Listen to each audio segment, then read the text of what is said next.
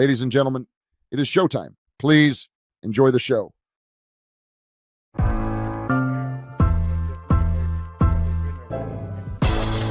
It's the corner where the treats at. Is this the passing of the torch, right? Is this what this signifies? It comes down to that front office and what they feel is most important. The champ is here. We've touched down from a higher plane. Why you landed here? We always look forward to that week because it was always intense. You know that we ain't coming back. We about to. The man, the myth, the legend, Dante Hall. My favorite player growing up was Dante Hall. I love you guys in the show, but Dante was my guy. Get to dashing because you done on the warfare.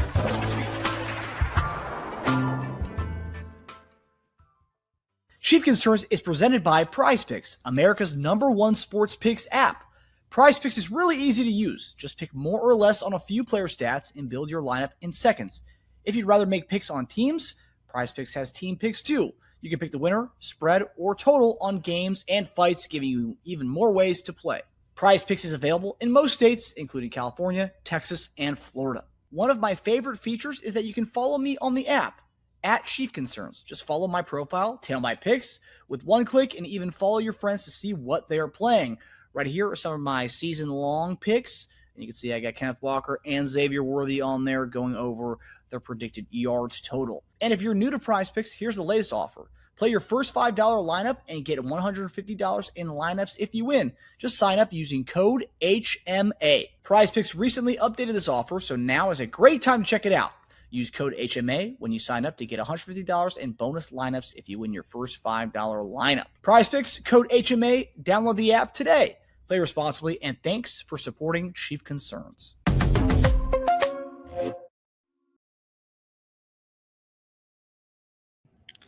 What's going on, everybody? Welcome to another episode of Chief Concerns. I'm Marcus Dash. Right there is our guy, former Chiefs tight end, Jason Dunn. JD, how we doing, brother?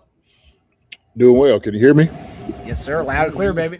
Good. How's it going? It's going good, man. Going good. Yeah. Can't complain. Is that wonderful. Where are you at right now? So I'm up here visiting Chad at the hospital. So okay. Yeah. How's our guy doing? He's doing all right. He's doing well. Hanging strong. You know, as being the toughest man I know, as always. So. Word, baby. Word. Yeah, man. Yeah, word. You know, so. So this is a good Wednesday evening. What's going on? How's everybody doing? Everybody's in here. Decent amount of people in the chat so far. Everyone's starting to trickle in. Okay. Eddie Bowden says, man, I'm glad you guys went live because it's dead out there. No sports, no Chiefs news on Twitter, y'all. I haven't even checked Twitter for today, I don't think. Not a lot going on in the Chiefs world. I mean, there was a press conferences today, just Andy and Jaden Hicks. Andy talked about the injury that Kenneth Walker has. I've never heard something like that. He hurts his ankle because his cleats were too tight. His ankle was swollen because his cleats were too tight. I never heard of such a thing like that before. Have you? No. I mean, unless he had maybe some spat on or some tape underneath it, and he just got swollen. I don't know. No, I never heard anything like that. I mean, usually you know your cleats, you know what you're gonna put on and how they're gonna look. So I don't know. It sounds a little bit different. Yeah, that was a new one for me. I was maybe JD's heard of that. I don't know. We'll ask him when he comes on. That's what he said. He said because his cleats were too tight. Yeah. So they said they're just trying to get the swelling down, and that's why he's missed practice the last 2 days. So nothing serious. Well, I mean, it could have been a new pair of cleats he could have had on. Also trying something different, something new. But sometimes those things can affect you. You know what I'm saying? So. Yeah. Mm-hmm. Yeah. He also gave updates to Josh Simmons. So Josh Simmons with the back injury. It looks like he's still out, and they say that he's getting that tested. What do you make of that? How concerning is a back injury to a lineman, JD? The fact that he's been out for as long as he has been. And where would your concern meter be on this? I mean, he's still got plenty of time to go until the season, so I'm not really worried about it as much. just like you want to make sure that everything's looking like it's supposed to, that there's no type of, bulging disc, ruptured disc, any of those things happening. I guess if he did an MRI just to make sure, with the things he needs to do to get back, that's really the main thing, So I'm not too worried about it. I think he'll be fine. Like I said, it's better to be safe than sorry, right? So.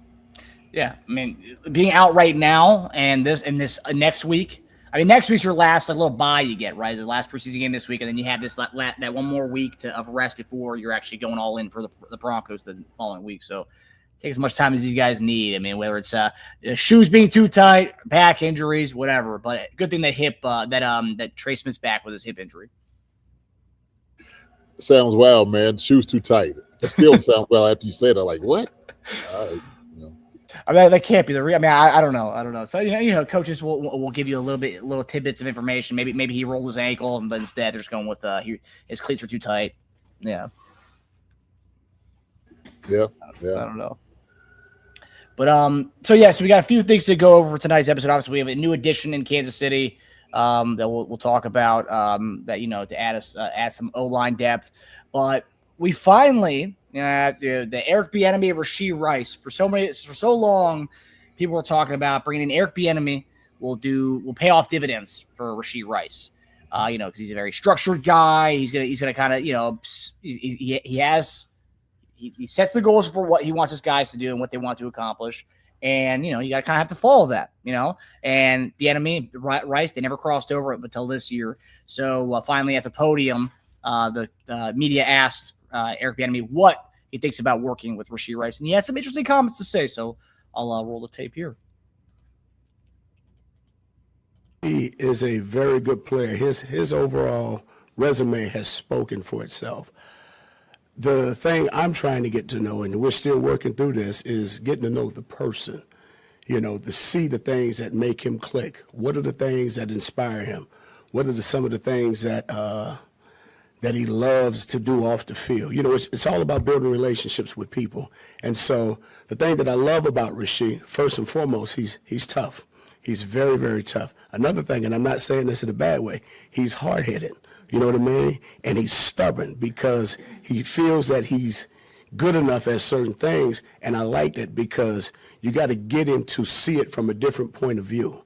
And when he can see it from a different point of view with a set of different eyes, now it opens up his brain, and I mean, it's you can see it resonate. And so those are the things that I've learned about him. Now it's just about making sure we can get the continuous reps to get him back on track, to get him in game shape, because we have to get it right. And on top of that, we got to make sure that all the little fine details that need to be executed are basically done within the next couple of weeks or so. Is there another level for him?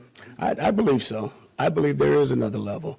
And, of course, he would tell you there's plenty of levels for him to get to. But I think right now we're just taking this deal one day at a time. Long as we're working and focusing on, I always challenge him, make sure you're focusing on 3 things per day to improve upon. And if you're focusing on that, now everything else will take care of itself. But we got to make sure we can take care of the 3 necessary things of the day. That way now we can move on to the next challenge. So JD, I had one of Rice's his uncles, Michael. I don't know if Michael's watching tonight, but Michael messaged me saying, "Hey, what Bieniemy said about Rashee is so spot on about Rashee. He's a very hard-headed guy, as Eric Bieniemy said, and he's a guy who thinks he can kind of accomplish it all. He can do it all. And as EB said, he thinks he can do that. And he likes having a hard-headed and tough mentality and that stubbornness. But what do you make of this kind of marriage between, obviously we know Rice is off the field stuff, and then Bieniemy kind of a no-nonsense guy. What do you make of this marriage between the two the guys, and how do you foresee this going this year after hearing EB talk about it? Your mic's muted, brother. So, I think it's good for him. I really do. I think this is something that he was talking about, trying to find get a personal relationship on a whole different type of level to learn each other. And Bieniemy is just trying to find out what makes him tick. Okay, so he's shooting with a lot of different things, information. He's seeing how he responds to everything. And look, as a coach, sometimes you're a psychologist. Sometimes you got to be the authoritarian. Sometimes you got to be the one that, softens the blow a lot in a lot of different ways. But I think Bieniemy is really trying to peel back the layers, right? Heard all the different things that happened during, off the field.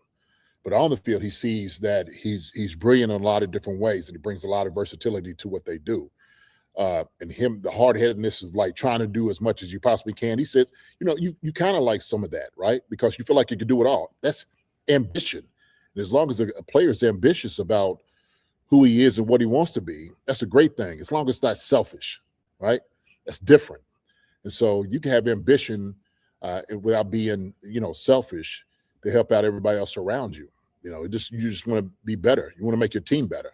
I think, you find that out about who a player is based off of, how he feels about his teammates or how he feels about certain plays and certain routes, how are you being utilized, and so the thought process is something that you really have to really kind of, break down to get to that place.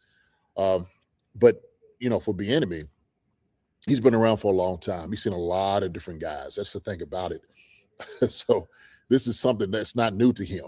He's had a lot of different characters and a lot of different teams for a number of years. And sometimes as us as coaches who, be coming to this coaching world, remember ourselves, kind of in that light when you were 23, 24 years old and your mindset then and what you were expecting and what you wanted to do. So there's a level of grace that he wants to be able to give him. And not only that, but also too, the maturation process, he's going to try to quicken it up by giving him great advice on what it is and how you carry yourself on and off the field. So, EB understands, like, look, this is a young guy. There's things that he has in his mind about what he wants to achieve, what his goals are. And I love what he said about setting goals. If there's 3 things you can get better every single day, that's one thing you should be able to do, right? This is something he's giving him for him to think about, like to visualize. Man, maybe nobody's talked to him that way before. And he's like, man, okay, what 3 things I need to do to improve every single day? So he's giving him set things that he can achieve, that he can see it and come to fruition if he's doing it consistently. And that's what Bieniemy's trying to do is he's trying to set the tone, but also too, he's trying to teach him about being a professional, especially in this league and what's required of you. So, the hard-headedness is one of those things that you see, but he's coachable. This is what Bieniemy knows. He's coachable too. But that's I think as your offensive coordinator, as a coach, but also too somebody who cared about your well-being, about who you are as a man in life, which I know Bieniemy is also doing. I think this is just going to benefit Rashee Rice overall. I think quite honestly, just how EB is, I think like if anybody benefited the most from Eric Bieniemy coming back to be the offensive coordinator, I think it's Rashee Rice. I mean, obviously we know the off the field stuff, and we know that Bieniemy's going to expect the most from his guys, and he's going to hold you accountable in many ways. And to have him there, not only as a voice on the field, it's the voice off the field that EB can really help Rashee with, and you can make the argument without the stuff. I mean, yes, the injury he had with Mahomes running into his knee, that's something. It was a fluke thing, but without the off the field stuff, I mean, Rashee Rice. I mean, I know everyone made jokes about his JSN contract comments in the offseason, but we'd be talking about Rashee Rice. We wouldn't be talking about the knee, him looking slow in his routes right now as he comes back from this knee surgery. We'd be talking about, oh man, should we sign him now? Should we extend him now? Because the off the field stuff we aren't talking about it. We're just talking about him, how he's going to look, when's he going to come back fully and stuff. So yeah, if he had EB, who knows? If he had EB sooner in his career, we'd be talking about extension maybe. Well, the thing is, any type of advice that you're able to get and you're able to store and put away and use it at a different time, doesn't mean the contract has to come now. This could be later on in the future, like he could benefit from these things, right? And that's, like I said, the maturation process that EB knows he has to go through. Just imagine EB speaking to a Rashee Rice because of something that he's going through now personally with his own family, and the response about how you're supposed to do and what, how this thing works and how you navigate all these things that happen in life, right? Nobody expects things to happen to us, but we can at least temper maybe our emotions, but also to our response to things. And so EB, without a doubt, will show Rashee Rice maybe a better way on how to, I guess, just deal with life, man. Because life be lifing, Marcus. We know that. Life just be lifing. And so for a young guy that's kind of new to a lot of this, which most young guys are when you get into the NFL, it's a whole different world. It's a totally different world. And so, I think, like you said, Rashee Rice is going to benefit from this thing, having Eric Bieniemy. Not only this year, you'll see it probably in, like you said, dealing with this whole knee, injury and coming back from it. Because he's like, look, don't worry about all the noise out here. We ain't worried about that. What we talking about is right now, right here. What can you get better week in and week out to get to where you need to get to? Okay, because really that's all that matters at this point. And so, like you said, we talked about the whole JSN money and stuff like that. EB is like, hey, you're not there. You're not there yet. We know you're not there. And to think that you're mature enough to handle something like this would be ridiculous to believe that. And so if you've been given a little bit of control over some things that you have, and you haven't really done it to the point like you need to, then you probably need to explore what you need to do to get something like that later on, right? Because you look, when you become a steward over certain things, Marcus, it's a full responsibility that I think sometimes as young guys, when you come in, you don't quite get and grasp yet.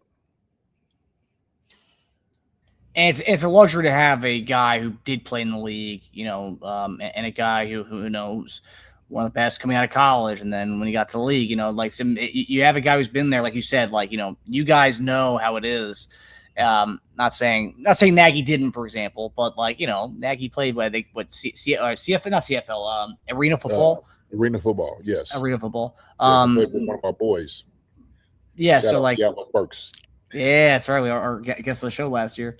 Yeah. So just having that kind of personality there. Not only is the fact that EB's gonna goal oriented guy. He has it very structured. I'm not saying Nagy didn't, but EB, he'll let you know, right? Whereas in all the reports we've gotten from Nagy is the fact that it was more a buddy kind of relationship. And I'm sure EB's buddies with these guys, but at the same point, he's a buddy, but he's coach first. Don't get it twisted.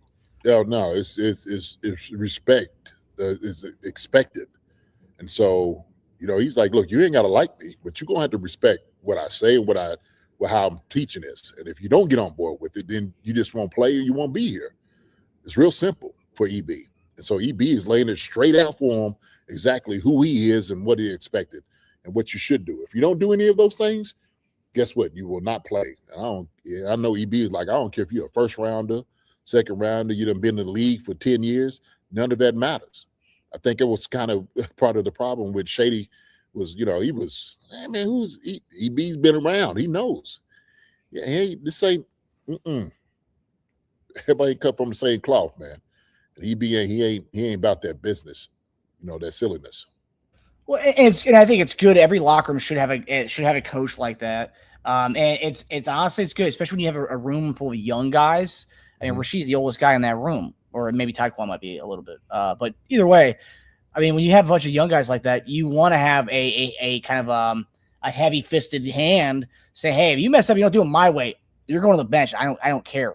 And you're automatically kind of making all these guys kind of oh man, I need to sit up right and make sure I'm doing everything. Otherwise, this guy doesn't care. He'll put somebody else in there for me. You kind of want to have that kind of fear, I guess, amongst these guys to get the best out of them, just so they know what they're Oh yeah, and right here. So Amanda Brown said, "Is it me or is it just weird that discipline is coming from the number 2 man on the totem pole and not the number 1 person. Don't get me wrong. I'm glad someone does it.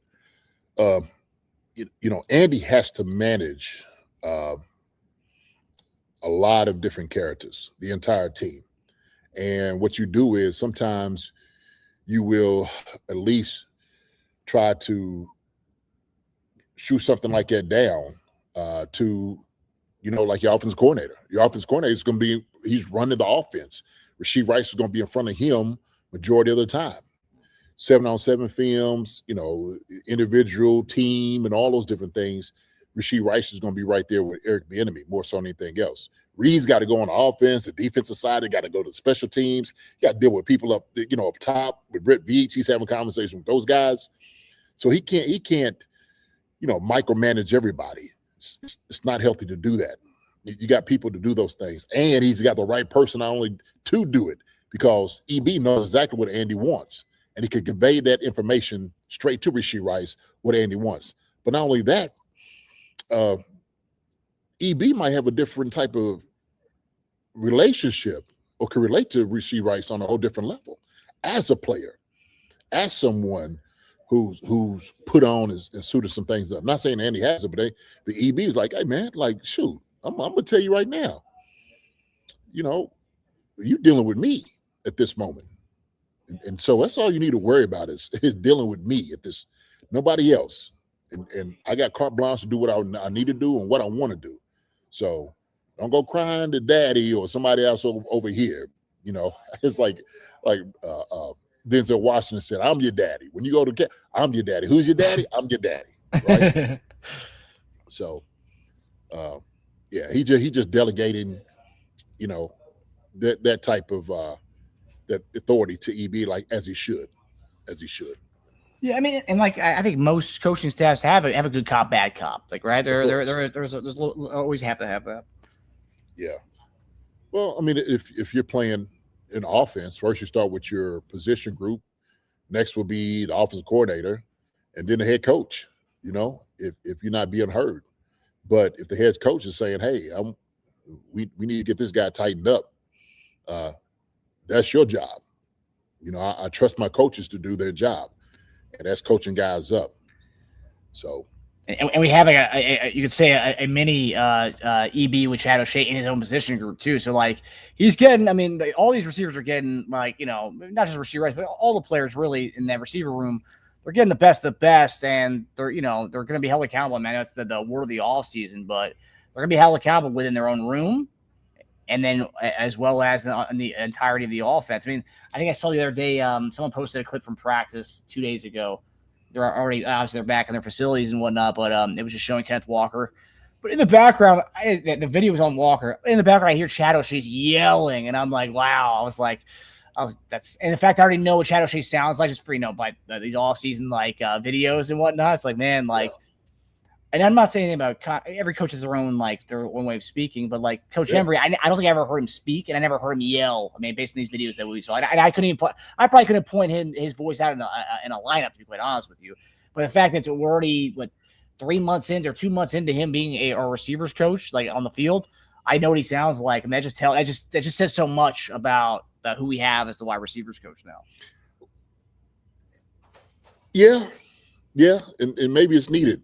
In maybe this rule, and it wasn't really Connor's style. Connor's a more a mild-mannered guy, and I tell you, to be honest, one of the greatest coaches, wide receiver coaches, Larry Kirksey. Okay, Larry Kirksey. I remember talking to him, and Larry would say, "Jason," he said, "if I'm yelling at guys, then I'm not doing my job right." And I was like, huh. Like that's one way of looking at it.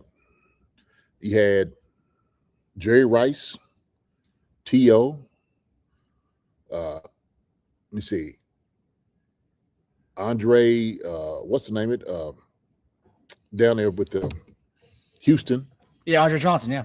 Andre Johnson. I mean, you start naming all these players that was under Larry Kirksey, and he never really had to raise his voice. He said he never really had to raise his voice. And part of it could have been they understood exactly what it is, but his teaching style was kind of direct. Hey, listen, I'm gonna be more like, instructional to you so you can understand this. Right. And it helps to have a guy like Jerry Rice too to get those guys together. Yeah. But you know what he said to me? He said those type of players, they want to be coached. They want to be coached. They ain't shy away from it. Some of these young people, man, just be honest with you, they come in, they think they know it all. They've already arrived, right? Yeah. So, I'm not saying that's Rashee Rice, but sometimes you could have this air of arrogance to you because you get a lot in college, and you're next thing, the greatest thing since sliced bread, right? Yeah, I mean, and age does matter. I mean, Embry at least looked like he was younger than some of our receivers. I don't know. I mean, he probably was older than some of them, but he looked like he was younger than some of them. So and we had some veteran guys. I mean, MVS had been around, Juju had been around during that time period when we had him.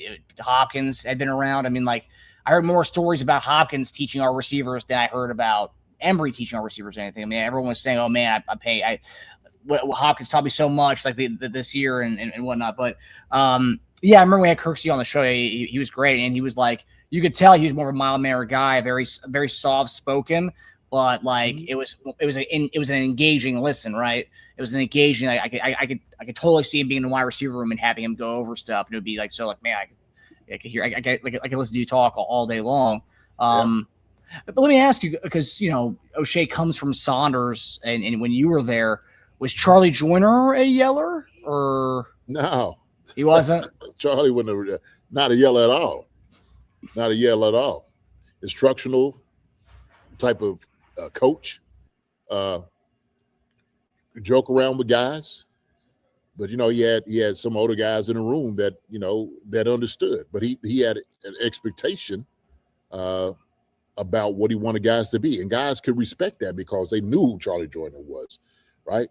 It's like, if you can't listen to this guy, then shoot, we probably don't need you, So that's something that I know, like Chad, and sometimes it all depends on your coaching style, where you go. I'm sure you got a lot of it up there in New England with Belichick. That's true. That I mean, I know he started out with Kansas City, but he really got molded with New England, and so that makes sense actually. Now that I think about it, because those guys, it would rip. It didn't matter who it was; it would rip anybody into a new butthole. Yeah. Well, see, Chad's a great guy, but he is a motivator, and he's going to let you know he's a teacher. He will teach you. He's going to teach you hard. That's what he's going to do, and so. Same thing. If you look at his resume, the proof is in the pudding. Also, what I liked about what EB said was that Rashee Rice's ability speaks for itself.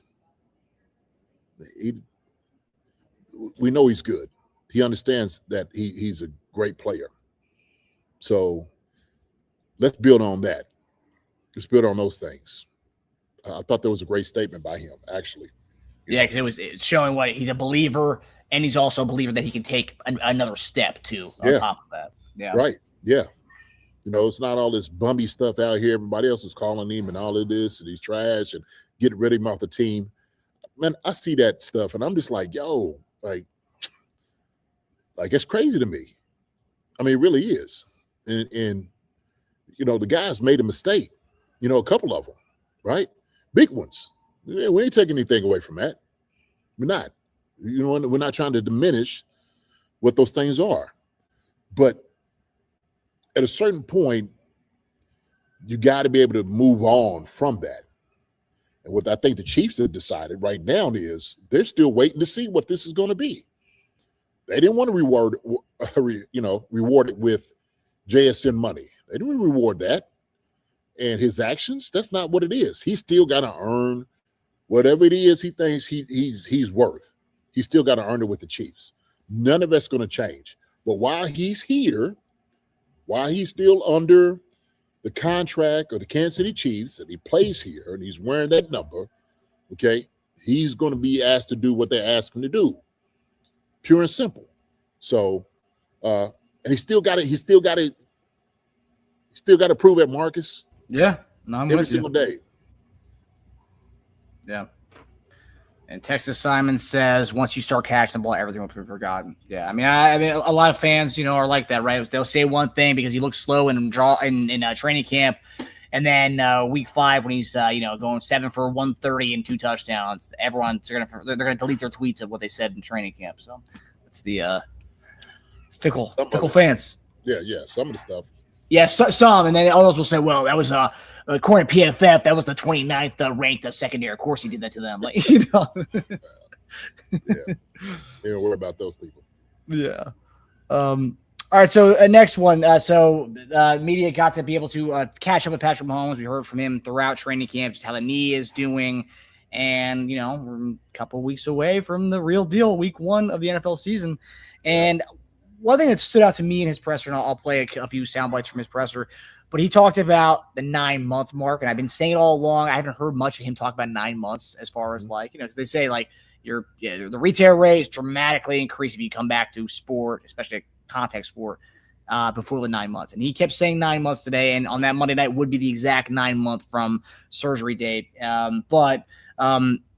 talked about how he's feeling more confident, and sometimes he forgets about the injury. And that for me, we talked about on the show, we obviously don't want him to re-injure, obviously, or come back too soon. But the fact he said he forgets sometimes is that's the big thing. Because they always say with these ACL injuries, it's all about the mental aspect and knowing what your limitations are, remembering what you're going to do and what you can and cannot do with the injury, even though by the 9-month mark, I mean, he's cleared, right? So he's healthy and ready to go. So he's obviously clear to do those things, but now it's all about just having that mental, and him talking about that today really, or yesterday stood out to me. Not to. I try to not make those hard cuts and stuff like that, but at the end of the day, I'm a competitor, and it's kind of just takes over sometimes. And so you want to still prove to yourself that you can do it, and I've been able to do that in certain spots, making quick cuts, making reactionary cuts, which I think is the biggest thing when it comes to this, and felt great doing it. And so I think more than anything, it's just about working throughout the pocket, finding the comfortable spot in the pocket and making the throws. And I feel like I had a really good training camp doing that. And the other stuff has kind of come natural to me. It's not like I'm thinking about it, though. It's just kind of happens.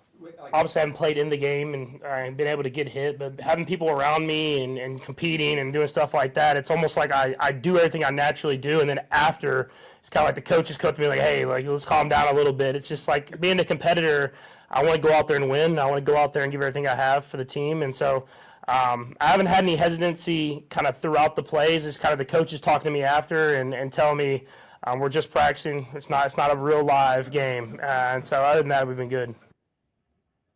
So, JD, you were, before training camp, you were saying, to hold out, let Justin Fields take the first few games to let Mahomes come out there when he's cleared and ready. He got cleared before training camp. We've seen him, but we haven't seen him in live action. And this Friday is the last tune-up, and Mahomes will not be playing in this game. So whenever his next tune-up or his real first action will be when things actually count. So where do you, based on how we've heard his sound bites throughout training camp to now, where do you stand on that? And how do you think, do you think we will see him week 1? Or where's your comfort level with that, just based on what you're hearing from him? No, they obviously have been telling him to be aware of what it is that you're doing, right? They keep reminding him, hey, man, listen, you are a little injured. We are still trying to keep this where you can come and play the very first game of the season. We don't need any setbacks. And some of the things that you're trying, we're telling you to watch out on. That you just, you got to be cognizant of that. And Pat is like, shoot, my knee feels good enough that I'm trying things out that is come natural to me, things I had been doing prior to me getting hurt. And in a way, that's a beautiful thing, right? Because he didn't know where almost the limit is, in a sense. And sometimes in his mind, if he's sitting there well, I'm not even putting any type of parameters on or, hesitancy as far as some of the things I'm doing and safeguards, I'm fine. In my own mind, I'm already there. And so as long as he keeps this thought process, but also in the back of his head, knowing like, hey man, you haven't had live ball yet. When the first game comes in, certain things you are doing, we had to continue to remind you, yes, this is something that you're still kind of making a breakthrough through that a lot of people just don't do. And so just be really mindful of that. Don't get yourself in certain situations when you don't have to. And Marcus, I'm gonna be honest with you, because when it does come to the first game and you do give live action, I'm wondering what they're telling him when somebody chases you down. Are you sliding? Are you getting down? Are you running? Obviously, you're going to run out of bounds. We know that. You're going to have to do that. But if you feel anybody near your knees or the bottom of your legs, what do? You throw it away, or you just, do you eat it? What's going to be the move? And I'm sure that first hit that's being taken, that he may get crunched on or, gets tackled or whatever, everybody's going to be holding their breath. Whew, okay, he's good, but how many more of these can he take? Yeah, look, you ain't got the yellow jersey out there in the real game, a live game. Don't happen that way, man. And look, we know this is the Broncos. They are coming after his tail. They coming in there, man, and they don't care nothing about that. It's like Drago. If he dies, he dies, right? If he gets hurt, he gets hurt. He shouldn't have been out there. And so that's their mindset. Nobody else on the other side care about that. Not saying that they're intentionally going to hurt, but they're not going to hold back. There's not going to be any holdback. It's just not. And so I think Pat just needs to know, hey, man, certain situations you in, you got to rewire your brain not to be the old Pat like you did before. We still need you, okay? So, but I love Pat's like, man, I feel fine. I feel good where I'm at. So we'll still have to see, man. So does it look promising from playing first game? For sure, it does. But would you have loved to see him at least get a series on Friday night? The fact they ruled him out right away. I mean, it honestly seems like, and correct me. Okay. I don't want to see that Joker at all. Yeah, well, and that's where the 9-month part comes into it, right? It's like the 9-month is exactly on that Monday night game. Friday's not 9 months. Friday's 8 months and 2 weeks. So it's not that 9-month mark. Yeah, we just don't need nothing silly happening or even being close to it. For what? Yeah. No, there's no need. Zero reason to put him out there. Zero. Yeah. He's played long enough. What year is this for Pat?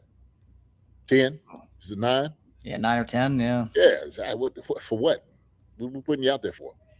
I watched Joe Burrow go out there and get sacked. I'm just like, yeah, you probably don't want that to happen again. I know.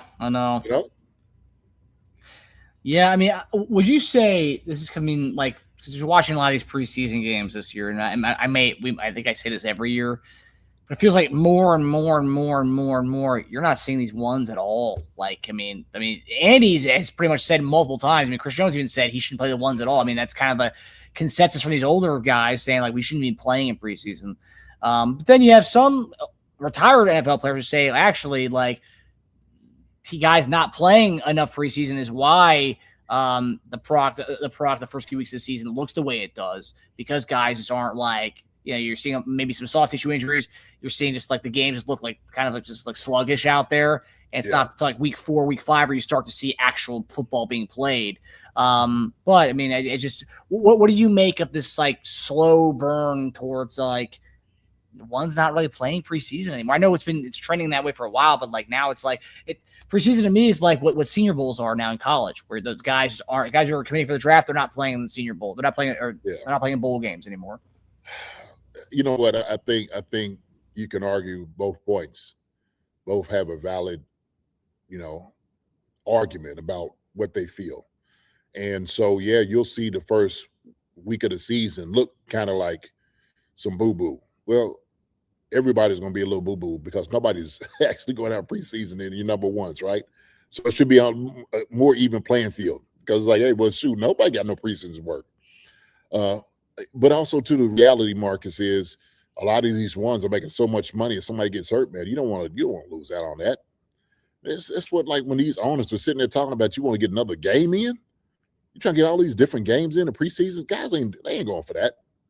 And I don't even know why owners want to, for real. So I think, Chris Jones is saying, like, why are we dressing out for this?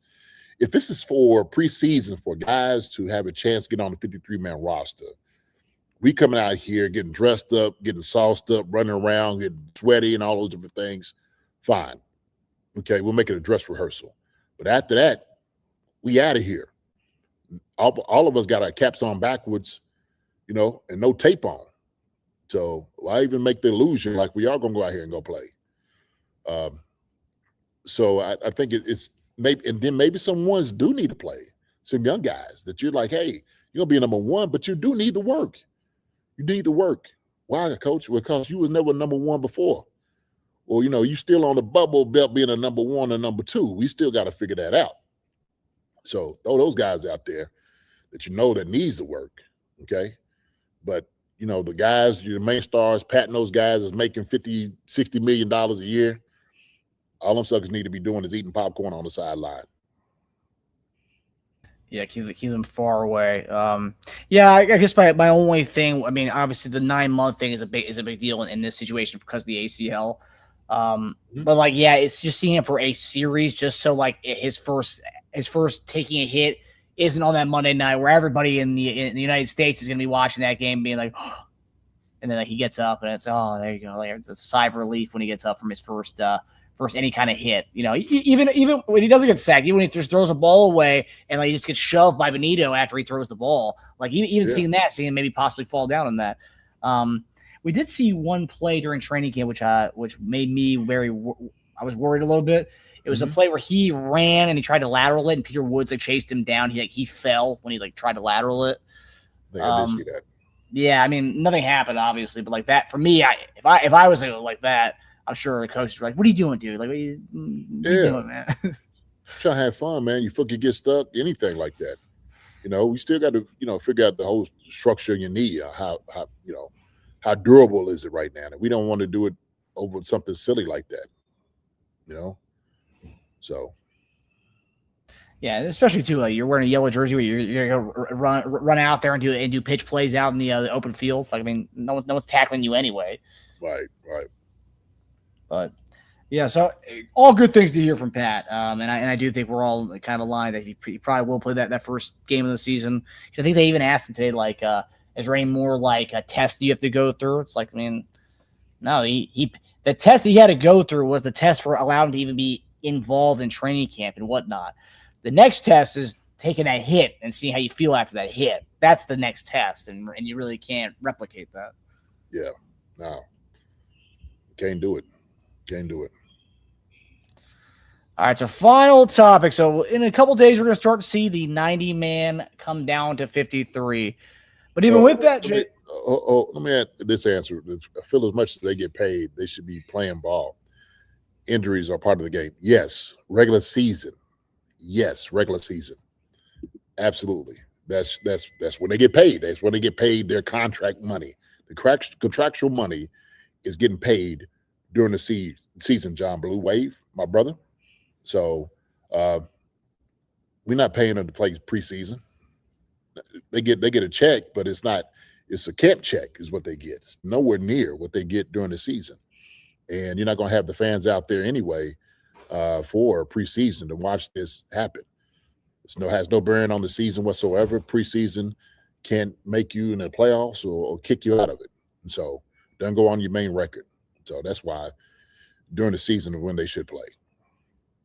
I just wanted to address that. No, you're good. Yeah. No, I mean, we the coaches and the players get looked at for the records and the wins and losses there. They went by preseason standards. We were 0-8 the last 3 years. So, yeah, that's yeah. Laura says, are starters being played in the joint practices? They are, but they got the yellow jerseys and stuff on, so they make sure they blow the whistles immediately if guys are being around. And so there are instructions on what guys can do during these joint practices and how you should play accordingly. And so it's good to get some good quality reps in that, but they also will control some of the live stuff too. Yeah, apparently New England or Philadelphia tried doing the tush push during joint practices. They can't touch the quarterback, so it was successful every time. Yeah. So last night, Chiefs made a move, and interesting, this is going to be coming right before we get to cut down day, which is going to happen probably soon after Friday night after the game.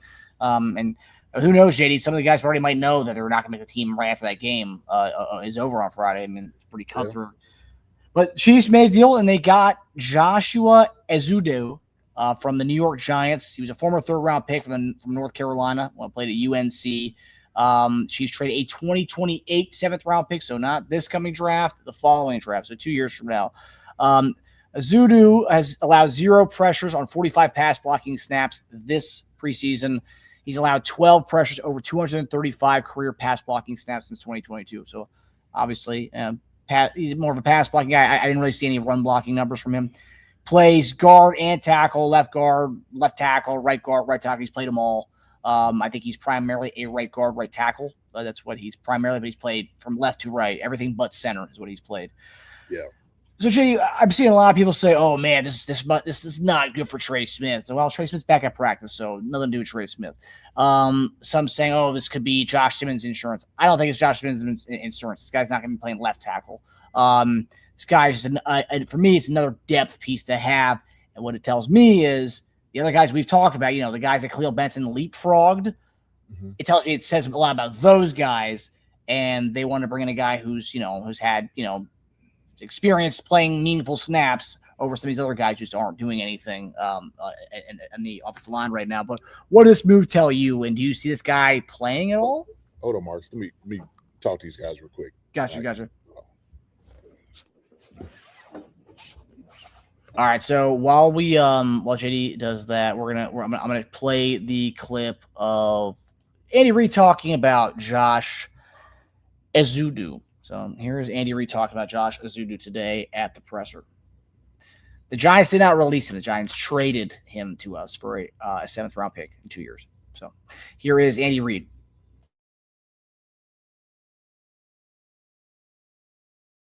Actually, Andy Heck knows him because of his sons. One played with him and one coached him. So he's a big kid that has got good feet. He's smart. He can add either a starting position or depth, and he plays either guard or tackle. So we'll just see how he does when he gets here and gets into the system. So not a lot there from Andy Reid on Ezeudu. Obviously, he's got the connection with the Heck family. So that's something I know some of the Heck fans out there have probably going to like that to hear that. But Ezeudu, like I said, these guys play every position. You guys know, what the Andy Reid and Andy Heck they like guys who can play it all. Like who can move around from left guard, left tackle, right guard, right tackle. So he does check off that box. But look, we talked about it, right? We said right away there was something off the fact that Khalil Benson, and it's not saying anything about Khalil Benson, it's just saying how good he looked. That obviously that they were right away saying, now this is the guy who's going to back up Trey Smith if anything happens. And then, it feels like they might like Hunter Norzad more, so it's just strictly a backup center. He can play guard too, but strictly a backup center. But that's what it seems like to me, is that it says a lot about the depth in the room. So here's JD. JD, can you hear me, brother? Like down here, I'm like the receptionist. Everybody's coming like, hey, excuse me, kid. You're good, brother. Yeah. But yeah, so we bring in Josh Ezeudu, who's had experience for a couple of years now. What do you make of this move? What does this tell you? Do you see this guy potentially starting, or is this more just depth insurance just in case anything happens? It's depth piece, the insurance policy. It sounds like a very good one, is to me.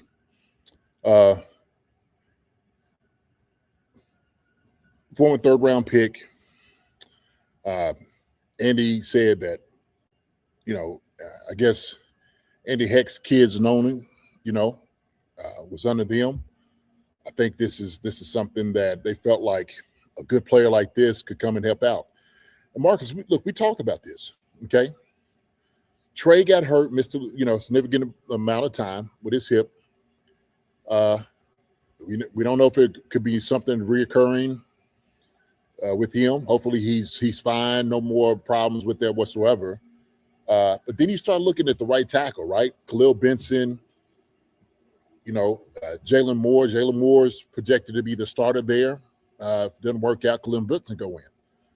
And so then you start looking, well, if Khalil Benson backs up Jalen Moore, who's going to back up Trey? And so they got to find guys, man, who's going to be able to fit that mold. And getting a guy like this tells me they weren't happy with the guys they had backing them up, right? That's how it works. We're bringing a dude in here because maybe the guys that we have here, we don't trust them. They're not as good as we thought they were. Or, hey, get somebody in here who has a little bit of experience, who has been out there and done a pretty decent job. This is what it tells me. They was willing to give up a draft pick for it. Get a guy like that here. So I think it's a great depth piece of finding somebody that could come in here and fit that mold. Because, man, you start we looked at our line, and after we started exploring, we're like, wait a minute, hold on. He plays guards. Couple looks a little bare. And, we looking at guys that's out here that's holding, they've got a whole lot of penalties, all these different things happening and getting pressures. And like, man, we can't go out there with this type of product. Are we okay if something happens to a Trey Smith or one of these other guys, that these guys that are backing up, can we trust that? Because it all is based off of getting somebody that's going to protect Pat. In that scenario, worst case scenario, who we going to get to put in there? Is it the guy that you don't really trust and saying, well, we just got to roll the dice with him? Or you going to put somebody in here who does have a little bit of experience that, you hear from other guys and other coaches like, hey, man, they could get the job done, right? So I think this is definitely it's insurance. It is. It's a depth piece. So for me, it definitely tells me about a lot about the room in general. Kind of what you said, but because what is it? Who said it? It was Andy Heck said it about 2 weeks ago when he was at one of his pressers. He said we wanted to see him, Khalil Benson at guard. He's a tackle. He's a right tackle, but we want to see him. We just want to see him at guard. So it tells you in their mind, Khalil Benson is a tackle. Like they want to develop him as potentially the next starting right tackle for us. Who knows? But that's the position they see him at. This guy plays a little bit all over the place. But I mean, like you said, that's probably anything happens to the starting right tackle spot, Benson goes in there. Anything happens to the guard spot, we want to have a guy we can pencil in at guard, and this could be a Zudu. So this does tell me a lot about CJ Hansen, who's not even going to play on Friday. He has an undisclosed injury. We don't even know. It tells us a lot about Caliendo, and I think what Caliendo is, they've already seen Caliendo. They know what his limitations are. They know what his ceiling is. And at some point, and you could speak to this, JD, do sometimes teams – at some point, it's like, man, we've had you for a long time. You never advance past a certain point. And maybe it's just time for you to go in a different direction. I mean, I'm sure that happens a lot, right? Where it's like, we've had you for such a long time. You never got that ceiling that we thought you were going to go past. Yeah. It's time to see some new blood in here. Get the job done. Hey, man, we appreciate it. Hey, you did a hell of a job when you was here. Thank you. Appreciate it. It's one of those, and slap you on your back and push you on out the door. Thank you. See you later. Okay? We can't keep coming in like this and finding out that you keep giving up sacks and pressures and tackles and all those different things. And we've given you ample opportunity to show what it is that you can do. Yeah. At a certain point when they talk about the NFL is not for long, this is exactly what it means. Because it's all about productivity. What do you look like? Can we trust this guy being in his position? And are we okay there? This is a conversation they're having around the table every single day, Marcus, and they're looking at this film and they're watching guys. Like you said, is this guy growing? They like, oh, shoot, man. Hey, coach, has this player gotten any better? Well, coach, look, we've had him for 2 or 3 years, and we're trying to hold on to him. I don't think he's going to cut it. And I'm not talking about Caliendo or anybody in particular. I'm just saying this is the conversation coaches are having every single day after practice when they look at guys. And this is what the NFL is all about. I mean, you have 32 teams that you can go and pluck and get guys off of and make deals like Brett Veach did. We need a good depth piece at guard. Okay, he plays a little tackle. Who can we go get? So comes down the pipe. There's this guy right here. Maybe we can go get him. Bam, we go get him. Now it's interesting because I've seen some information. This is from fans, right? This is fans' accounts of who this guy is. And some fans know they watch his stuff, on top of it. But also, too, whatever deficiencies he has, the Chiefs are going to know about it. They're going to do their due diligence to find out if this guy's the right fit or not.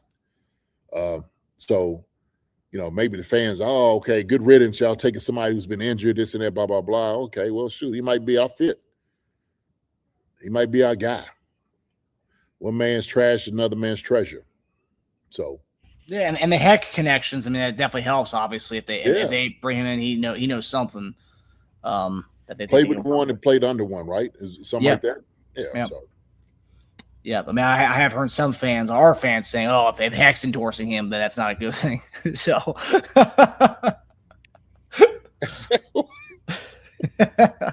You can't win. Giants fans dogging him, and then Chiefs fans dogging our offensive line coach. So yeah. Oh, he's gonna develop in. This is part of the Heck family not developing guys. They don't know real players. Well, we got him. Okay. So the one thing that about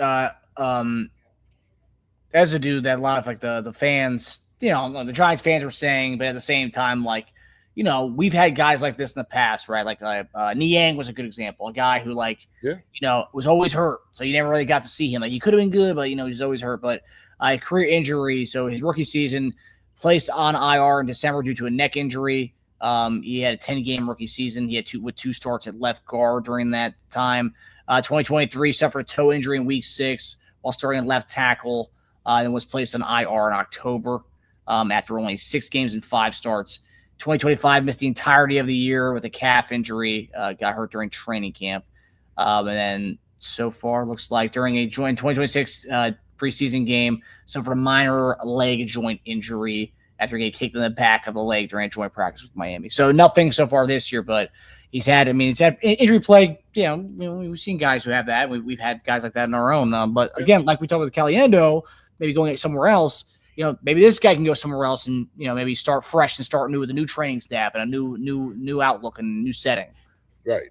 This could be like the guy revamping his career, like the King Felix, now he's healthy and hopefully we get the most out of it, what we can. And what I'm hearing in this history of it, Marcus, is he actually started some games. Yeah. He was healthy. He started. So, the guy can do it. Shoot, he was a starter. And we saying now you are healthy. How does it look? Is it, we don't think it, those things are going to be an issue. Keep showing up. He just has some string of bad luck with injuries. We'll take a chance. Yeah, I mean, we talk about, we always like guys who started. I know that was one of your big things with Wanye was this guy did start, right? And, as much as Chief fans want to dog Wanye, well, the Wanye got snatched up as soon as he hit the open market. I mean, people can say what they want. I mean, starting helps you. And I think Caliendo, for example, if we do let him go, he'll get picked up by somebody. I mean, he started at guard for the Chiefs, so someone will pick him up. And look at the Commanders. The entire team, their entire O-line depth is all former Chiefs players. I think they have Niang, or they did pick him up last year. I don't know if he's still on the team anymore. Allegretti, was competing for the starting center job, and then now he's hurt right now, but he's competing for the center job. Wasn't a center with us, but competing for a starting center job. And then they have Wiley, and they just picked up DJ Humphries. So like teams like over the Chiefs guys. So I mean, Caliendo might get picked up somewhere. Yeah, he keeps saying Caliendo. Like it could be anybody. It can be anybody. Nobody's saying Caliendo's going anywhere. It can be anybody. Mark, you like the Caliendo. You like this. Bye. You try to get him up out of here, man. I think it's around the same point, almost a year to the day. I thought the same thing was going to happen. The Wednesday show before the last preseason game, I thought it was the swan song for Caliendo. He's out of here finally. And then I think someone asked about Norzad. So I think Norzad is safe because he's the one guy on that offensive line who's a center, right? Like they can use him at guard, but he's the only guy who's had center reps, and he'll be the backup center to Humphrey. So I think I think he's safe for the center position, being the backup to Creed. And he has guard in his tool bag too. That's his primary position, the center. Yeah. Man. Demetrio Spence, Caliendo low key was a revolving door though. JD. Hey, listen, I'm not saying that. I'm talking to, that we can't get rid of guys. The Chiefs ain't got rid of him yet. Marcus Guard kicking him out the door. Yeah, Caliendo's a guy. You get picked up. Well, I got the unofficial depth chart, JD. I hear you. But hey, Caliendo's not the only backup right there at those guard positions. No. We need to explore and say, hey, man, is these guys getting it done? Yeah. There was someone who commented on one of our videos. I don't know. I think people just forget there's a different perspective, right? Like someone was saying that Driscoll needs to be our starting right tackle because he looks so good. As far I think he had a good PFF grade last week. I see that. And like, I want to be like, well, you can't really compare Benson to him because if Benson played the snaps that Driscoll was playing, he'd probably look like an all-pro, and you'd be saying that about Benson should be starting as at the right tackle spot as well. And if you just flip it around, Driscoll would have got beaten like a drum by Bain, whoever it was, and then Benson would have looked like a phenom against. Because remember, Benson jumped all those guys after a rookie invite camp, guys. So like, let's keep this in mind here. He jumped all those guys that a lot of people are now saying, oh man, he should be good. Like he should be the starting guy. It's like, no, he shouldn't. Mm-hmm. There's a reason why the depth chart is the way it is. Yeah. Laura asks, why didn't we go out to DJ Humphrey? I don't know. I'm not sure they did or didn't. I'm sure they probably made a phone call. Somebody said something I seen earlier on here too. They was saying we should have got rid of Jalen Moore and kept Taylor. And that's a new one. I haven't heard many Chief fans say that. Yeah, well, they're saying for the price point, $5 million. You keep you got paid nothing. Yeah, I would have done it. The question is, would he have? Yeah, I mean, guys, to take a pay cut that much, going from getting paid $20 million plus a year to nothing, a vet min deal close to. Yeah, he might have just been done with it. Like, hey, you know what? I'm good with the Chiefs. It could be a thing. It could be a thing. Maybe the Chiefs was offering, like, if they was on the same plan as offering the same amount of money, he's like, yeah, I'm gonna go somewhere else. Maybe just got tired of all the controversy he was having out in Kansas City. Started new. He did come up on the microscope in Kansas City. He was doing the same quick early starts in Jacksonville. No one gave a toot about it. Yeah. Maybe just needed a fresh start, man. $5 million. He's like, shoot, let me go to Atlanta. A lot of guys go to Atlanta for a lot of different reasons, for the city and all of those different things, and location wise, I don't know where he's from. Where Taylor's from. I think he's from. He went to Florida. I think he's from Florida, so maybe that's closer to home. Yeah, it could be that too. A lot of goes into that. Right, because it's one of those things, right? Like if you're not getting paid what you want to get paid, all right. Well, if I'm gonna get if money's the same, I'm just gonna go to the place that I want to be more so than anything else. So anything else. Look, he came here. He won a couple Super Bowls. Shoot, he's like, yeah, I'm good. Yeah. Yeah, he's already won, so he's good. Well, so like, yeah, you got plenty of bread. Got a nice bank account. Shoot. Yeah. We got a question here. L Cars 5000. What does the move say potentially about Coach Heck? You can argue he might be on a hot seat this year. I don't. Like I said, sometimes you got what you got, okay, and you can develop guys as much as you possibly can, and it may not necessarily work. Some guys may not develop, and you've done all you can as a coach. You coach them up to the best of your ability, and you only may be able to get what you are able to get out of them. And like you said, some guys have a ceiling, and their ceiling might just be right here. And there's no higher than that. It don't matter where you go in the league. You know, any other coach can't make you kick step faster or have you be stronger unless you put the work in yourself. You know, he's telling you everything that you need to do, giving you a lot of different tips, a lot of information and knowledge to help you out, and you still not developing. It might not necessarily be a coach's problem. It might just be the person's problem, the player problem. So, like I said that the other day, I said, as much as you run a 4.8, I can't make you run a 4.3 or 4.4. I could get you down a couple of tenths of a second. 4.5? Now, we've been working on it for 2 years. You just ain't got it in you. You know, if you go to another guy and a miracle worker and get there, then so be it. Good for him. Good for him. But we know that Heck has developed some guys. We have some great guys here that's played with the Chiefs. So don't take that away from him either. Yeah, and like outside of Humphrey and Josh Simmons, right? Humphrey's a second-round pick. Simmons was a first-round pick. Every other, and I know like people say, oh, the Chiefs have spent so much draft capital on offensive linemen.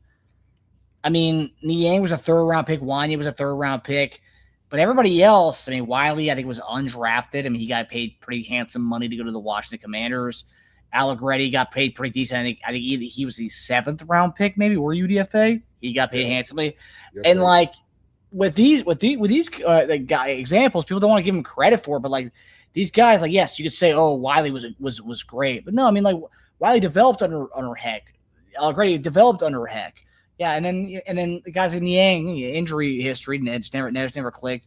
Wani had some injury issues that just never clicked. But even so, he got picked up by the Falcons. So like, teams see value in Chiefs offensive linemen, and I have to say, and JD, you can attest to this, when guys are getting for certain teams, right? Like people say, oh, like back in the day when it was the Patriots, right? I want to bring in a Patriot player because they know how to win. They're bringing that over here. Kansas City now it has a winning pedigree, but like people trust our coaching overall. Yeah, no, it's a fair statement. I think if you learn that teams do things a certain way and do things right, I'm gonna find that out. I'm gonna get the player, but also too find out what it is that made y'all successful, so we could take it, bottle it up, mimic it, and bring it to the other guys. What y'all talk about in the meeting room? When I watch y'all as a unit, I see y'all play together. What was being said, and so good things to learn from other organizations, especially very successful ones like the Chiefs, right? Like you said. Yeah. So yeah, and it looks good. The product looks good. You've been winning with it. Shoot, why not? Why not go get a guy like that? I mean, sometimes you want a guy like that has, those type of accolades around him. You want a winner. Get a winner. Rub it off on other guys that's around the locker room. These suckers been walking around here with their head down, hanging. Shoot, come on over here on your toes. Go ahead, my brother. No, I was just gonna say. I mean, I'm thinking like random dudes throughout the years of Heck who like came here and like started like meaningful games for us, and like some of these guys weren't doing anything outside of, like on other teams. Like, I remember we had Ja Reed starting at left tackle for us some games. Cam Irving came over from the Browns, I believe, and like he was kind of like a most people call him a bust. But he came over here to start some meaningful games for us. So, like, we'd be able to put things that – the only thing I would say of all the things that during the Andy Heck era that probably I won't say it's Andy Heck, probably the Joe Tooney thing. I think Joe Tooney, that was just him just being a raw, good offensive lineman where he was able to play left tackle and guard. That's the one thing I won't say I'm not going to give Heck credit to. Or Trey Smith's development, which Trey Smith shouldn't have been a 6th-round pick. You know, it was a 6th-round pick because of the medical red flags. That was it. Yes, Heck definitely has developed him, but like where he got him as a 6th round, because I would say, he was a 6th-round pick, and look what Heck did with him. I'm not gonna give it all to Heck, but definitely he played a big part in it. Yeah, because you could take talent and you could develop talent to the point where now that talent becomes the highest paid guard in the league, and rightfully so. And so nobody comes from college as a finished product. They do develop when they get into the NFL. When you start going against the best of the best, some guys swim, some guys sink, Marcus. And, your coach is going to help you out, right? Because what Josh Simmons was talking to the one guy that has the offensive line show. I forgot what it's called. Oh, Josh yeah. Yeah. Well, the one we covered during the offseason. Yeah, I forgot. Yeah. And he used some terminology of what they do, what they use. This is something that Heck has implemented that those guys learn here, right? You're not getting this everywhere else, but this is a term Josh Simmons was using from Andy Heck's toolbox, teaching them. And so that's particular to Andy Heck, what you're going to learn here. You're not getting it from, like you said, Cleveland or Green Bay or other places like that. That terminology is going to be used from this staff and Andy Heck. Yeah, and I'm an Andy Heck guy. Andy Heck, one of the more famous people from my my high school. Andy Heck and the Jason from the Mighty Morphin Power Rangers, the guy who played the Red Ranger. That's the Red Ranger. Went to your high school, really? There's like the more famous people who went to our high school, the Red Ranger and Andy Heck. Andy Heck. Wow. The Donald Jeffrey Trumpenstein says the quality of O-line picks have gone down. We didn't even draft one. How can any coach be successful with below average talent?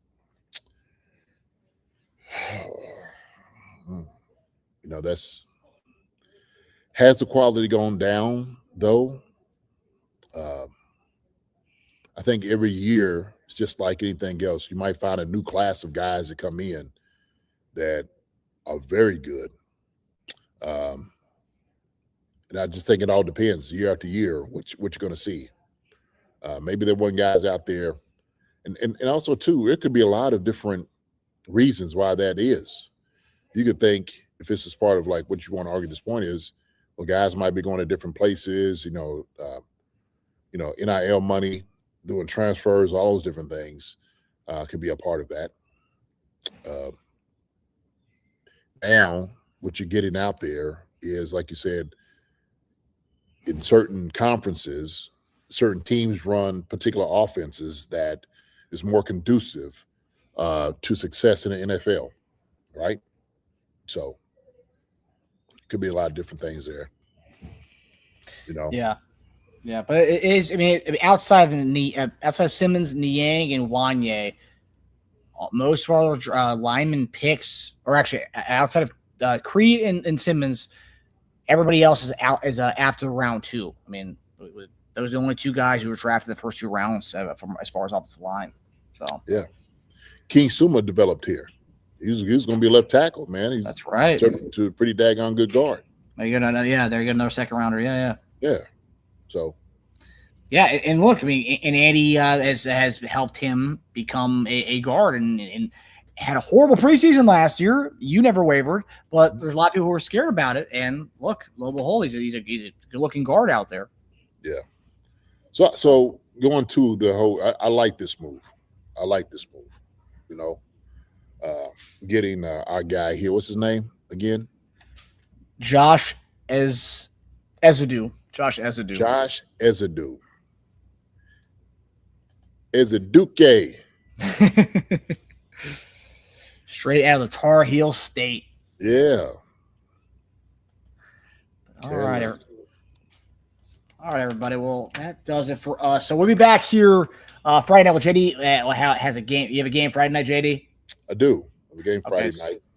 So Tasia and I will be back. We'll be on here Friday night after the and honestly, based on the amount of people who aren't playing in that game, I might do we might just do a halftime show and that'll be a wrap for Friday because I mean they have the Nuss Bus is playing the entire game.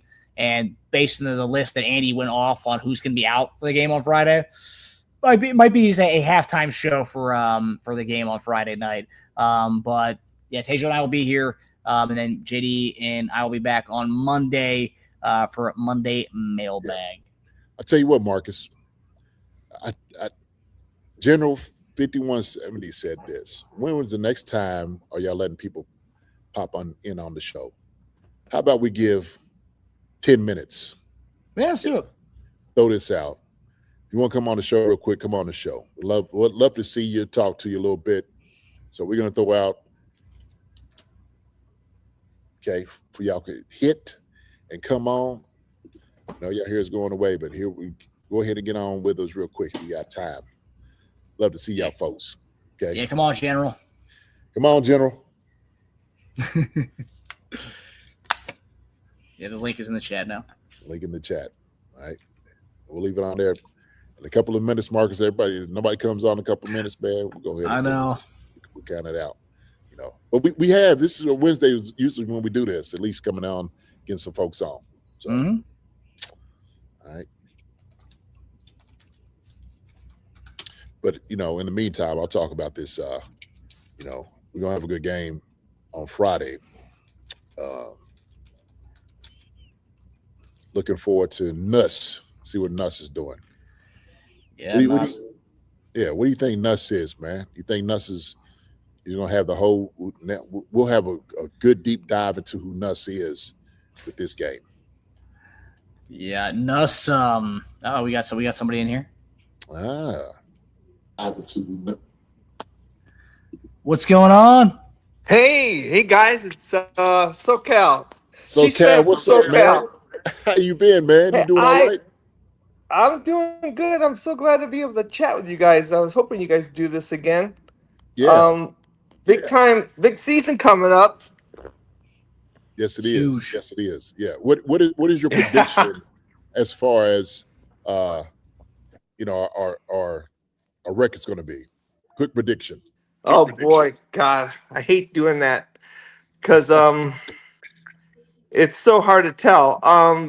I feel good about the season. I mean, obviously the big thing is Pat and him coming back and being strong, which he looks fantastic. I was grateful to be able to spend 3 days at camp, and I really watched him closely. And he definitely was. By the time I had gotten there, he was starting to cut really well and looked good. I mean, every day he just seems to look better and better, more confidence. I think it's probably confidence, right, JD? You've been injured before with that. Oh, yeah, I have. He needs this. He looks like he's got the confidence, but Andy's so conservative. He's going to protect him, right? So, is he going to play game one? It's hard to keep that guy off the field. What do you think? Oh, I think from the way his trajectory is, I think he does play game one. I think they put it out there that this is what's going to happen. So, like you said, he's got to protect himself. He has to. Look, you've been on here. You heard me, and I'm just like, man, I think we need to get Pat a couple more games off. That's just me. Give him a little more time. Yeah. But, the man feels like he can do it. He feels like he's Superman. So, okay, that's how he feels. So I'm not going to take the S off his chest. I'm not going to do that, okay? So, I'm not going to limit no doubt. He is. Mm-hmm. No doubt. Well, in terms of my prediction, I would say I think they're going to win 12. What does that put them at? 12-5? 12-5, baby. 12-5. Yeah, I think 12-5 is a lofty target, considering everything. But I think they're going to make it. I think that they're very motivated, and I hope K9's ankle or foot is good, because I think with a healthy K9, he was impressive live. he's so quick and strong and low to the ground. I was really impressed with his stature. Kareem and Pop, both really good backs and really hard workers, and we miss them. But this guy's he's really built like a tough thoroughbred, and he's quick for the size. He's low to the ground, but he's quick. So I'm hopeful that he's going to be able to be durable, which I think we need. And you know what I think is an interesting point that I wanted to ask you guys is that I don't think enough emphasis gets put on the fact that how you spread the money out and what that allows you to have and where you need to, I don't want to say compromise, but you can't afford Chris Jones and Patrick Mahomes and Karl Loftus and Nick Bolton and pay these kind of salaries and have, an A-plus player at every position. And as you're, when you're a GM, you got to make the decisions like we're going to go with 3 rookies in the backfield, in the defensive backfield, because we can't afford Trent. Who wants to lose Trent? But could we afford to pay him what they paid him? So it's such a tough game when you think of, we need to improve our line and we need to improve our defensive backfield when you only have so much cash. I just wondered your take on that, JD and Marcus, because I don't think that gets talked about enough by us fans to understand really what's, like we're hurting for the line, so we're going to get this new guy that we got today or yesterday. But there's not there's not a Josh Simmons just waiting to be drafted or traded for or that we can afford. I mean, how many of those Class A players can we get? We have to mix and match and lean on the coaching, right?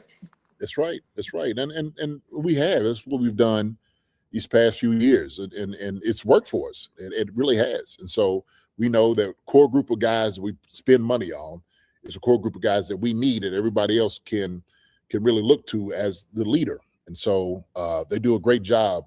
Look, Nick Bolton's the general. ZJ, same thing with him. We know Pat he's the general of the entire team. And so when you have those guys, it helps us out tremendously getting the other guys in here who may need to catch up into understanding exactly what it is that's asked them to do. And so sometimes you got to you just hedge your investment. That's what you hedge your investment and seeing what that's going to be. Yeah. And so if you can go and get and say, a Delane in the first round, in the first corner, and say, hey, we can't pay Trent $45 million or whatever it is that he was signing for, then so be it. So be it. We found a Trent McDuffie in the draft. He could go get another Trent McDuffie in the draft, right? Chris Jones is one of those guys that don't grow on trees. I don't know we can get another Chris Jones. We can't go get another Patrick Mahomes. Those guys just come around every so often. So I think it's really kind of the mindset. I think you hit up on it. That's what you just have to do, man. We as fans, you just got to understand it, man. There's certain guys you just got to invest in. Now, some might have a problem with the ones we do give money to, right? It's like, is that the ones you want to do?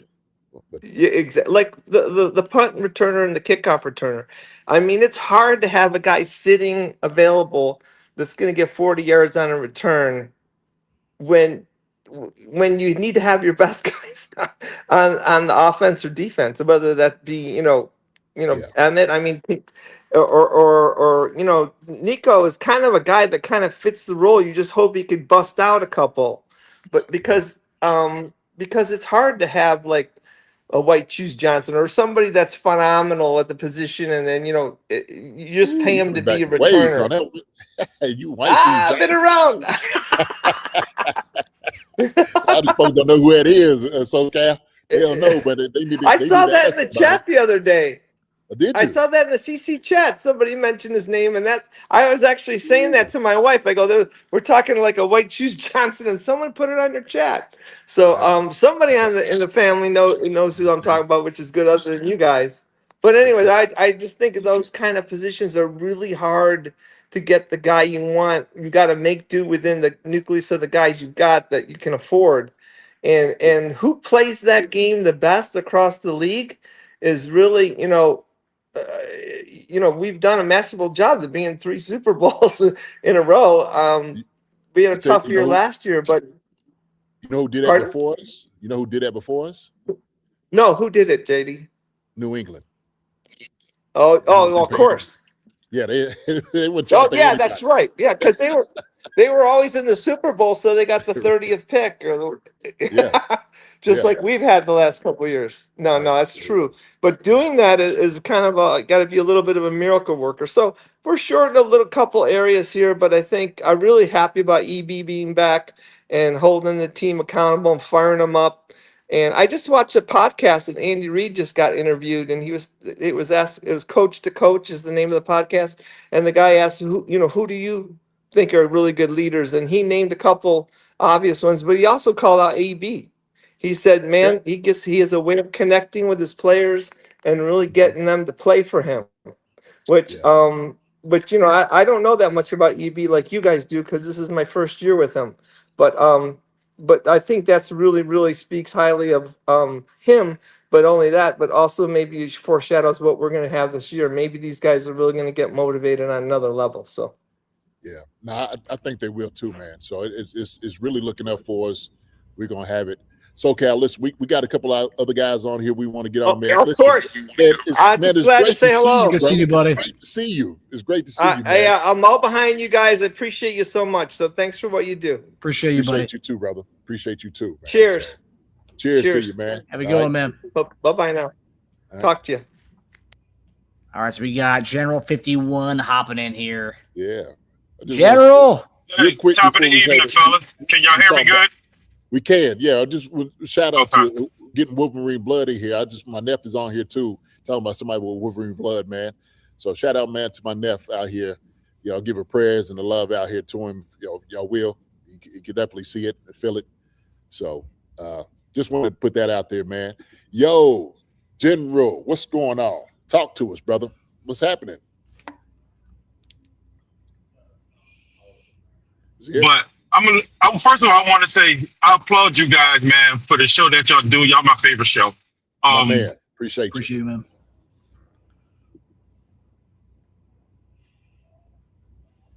You there, buddy? Other guys do on these podcasts, they attack their character. Like, everybody make mistakes, right? Yeah. So that's the first thing. So I want to applaud you guys for that. Second, I live in Philadelphia, so I had the pleasure to see Andy Reid. I've been a KC fan my whole life, 44 years of living, right? Wow. And I see some of these other people that have just become Chiefs fan as of lately with all the winning. I've been there since we was down, from the Dan Solomon days, John Alton, all them guys, all them old guys, right? Yeah. And wow. That's wow.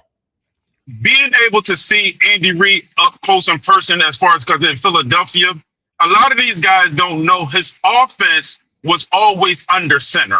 And Marcus, you can fact check this. Back in like 2000, when he had Donovan McNabb, when the league started going to the shotgun plays and things like that and playing more shotgun, Andy Reid wasn't even on that. So when I hear these guys from all these other platforms talk about Andy Reid and his system, Andy Reid built shotgun. His original system as the West Coast offense was built under center. So that's that. Absolutely. Second, when you see some of these guys and they want all the glitz and glams with what's that team out in LA?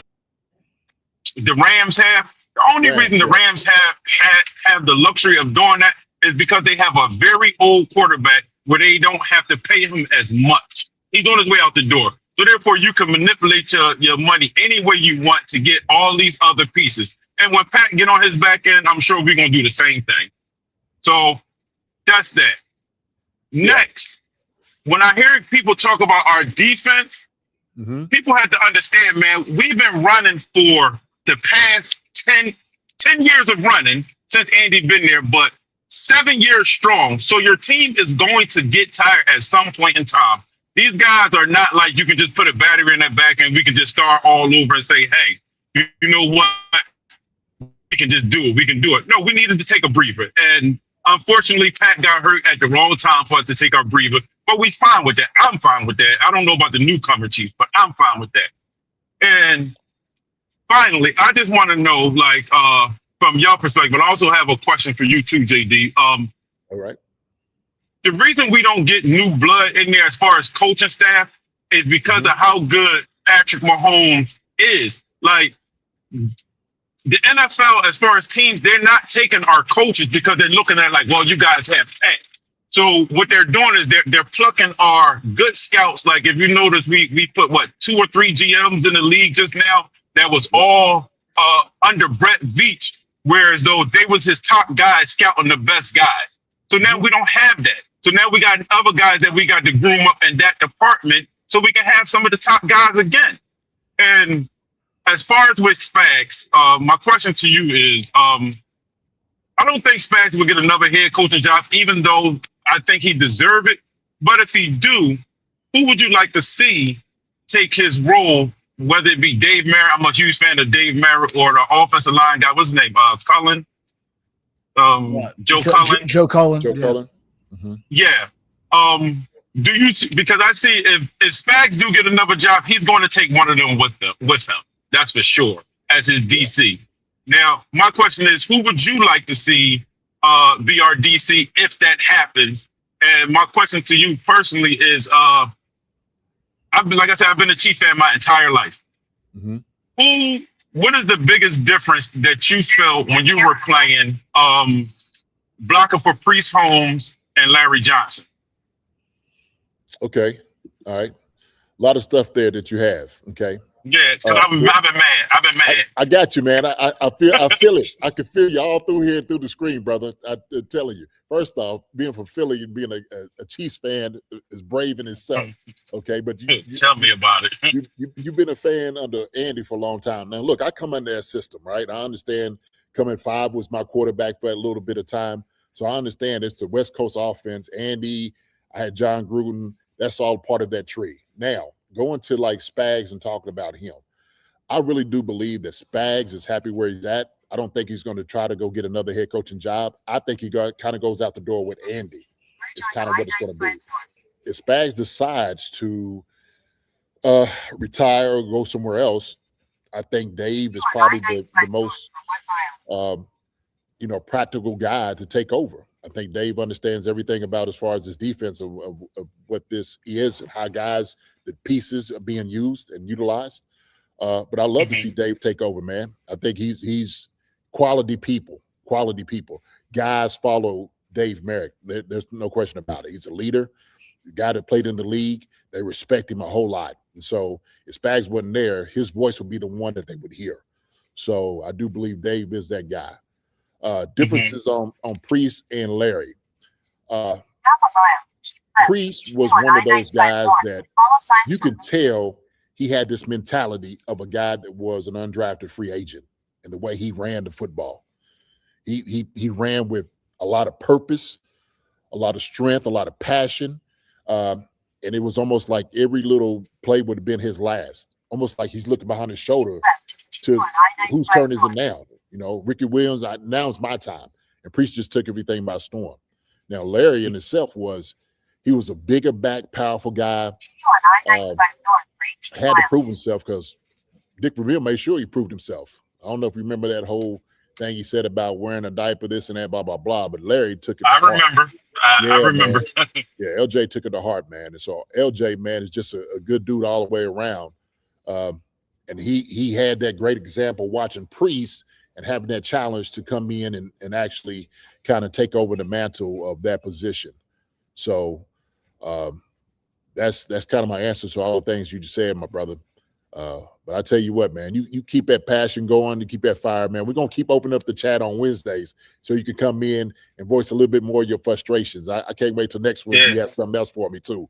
All right. I definitely will. Last question before y'all go. My first game at Arrowhead will be Monday night for my birthday. I need the perfect place to sit. Ooh. I need the perfect place to sit.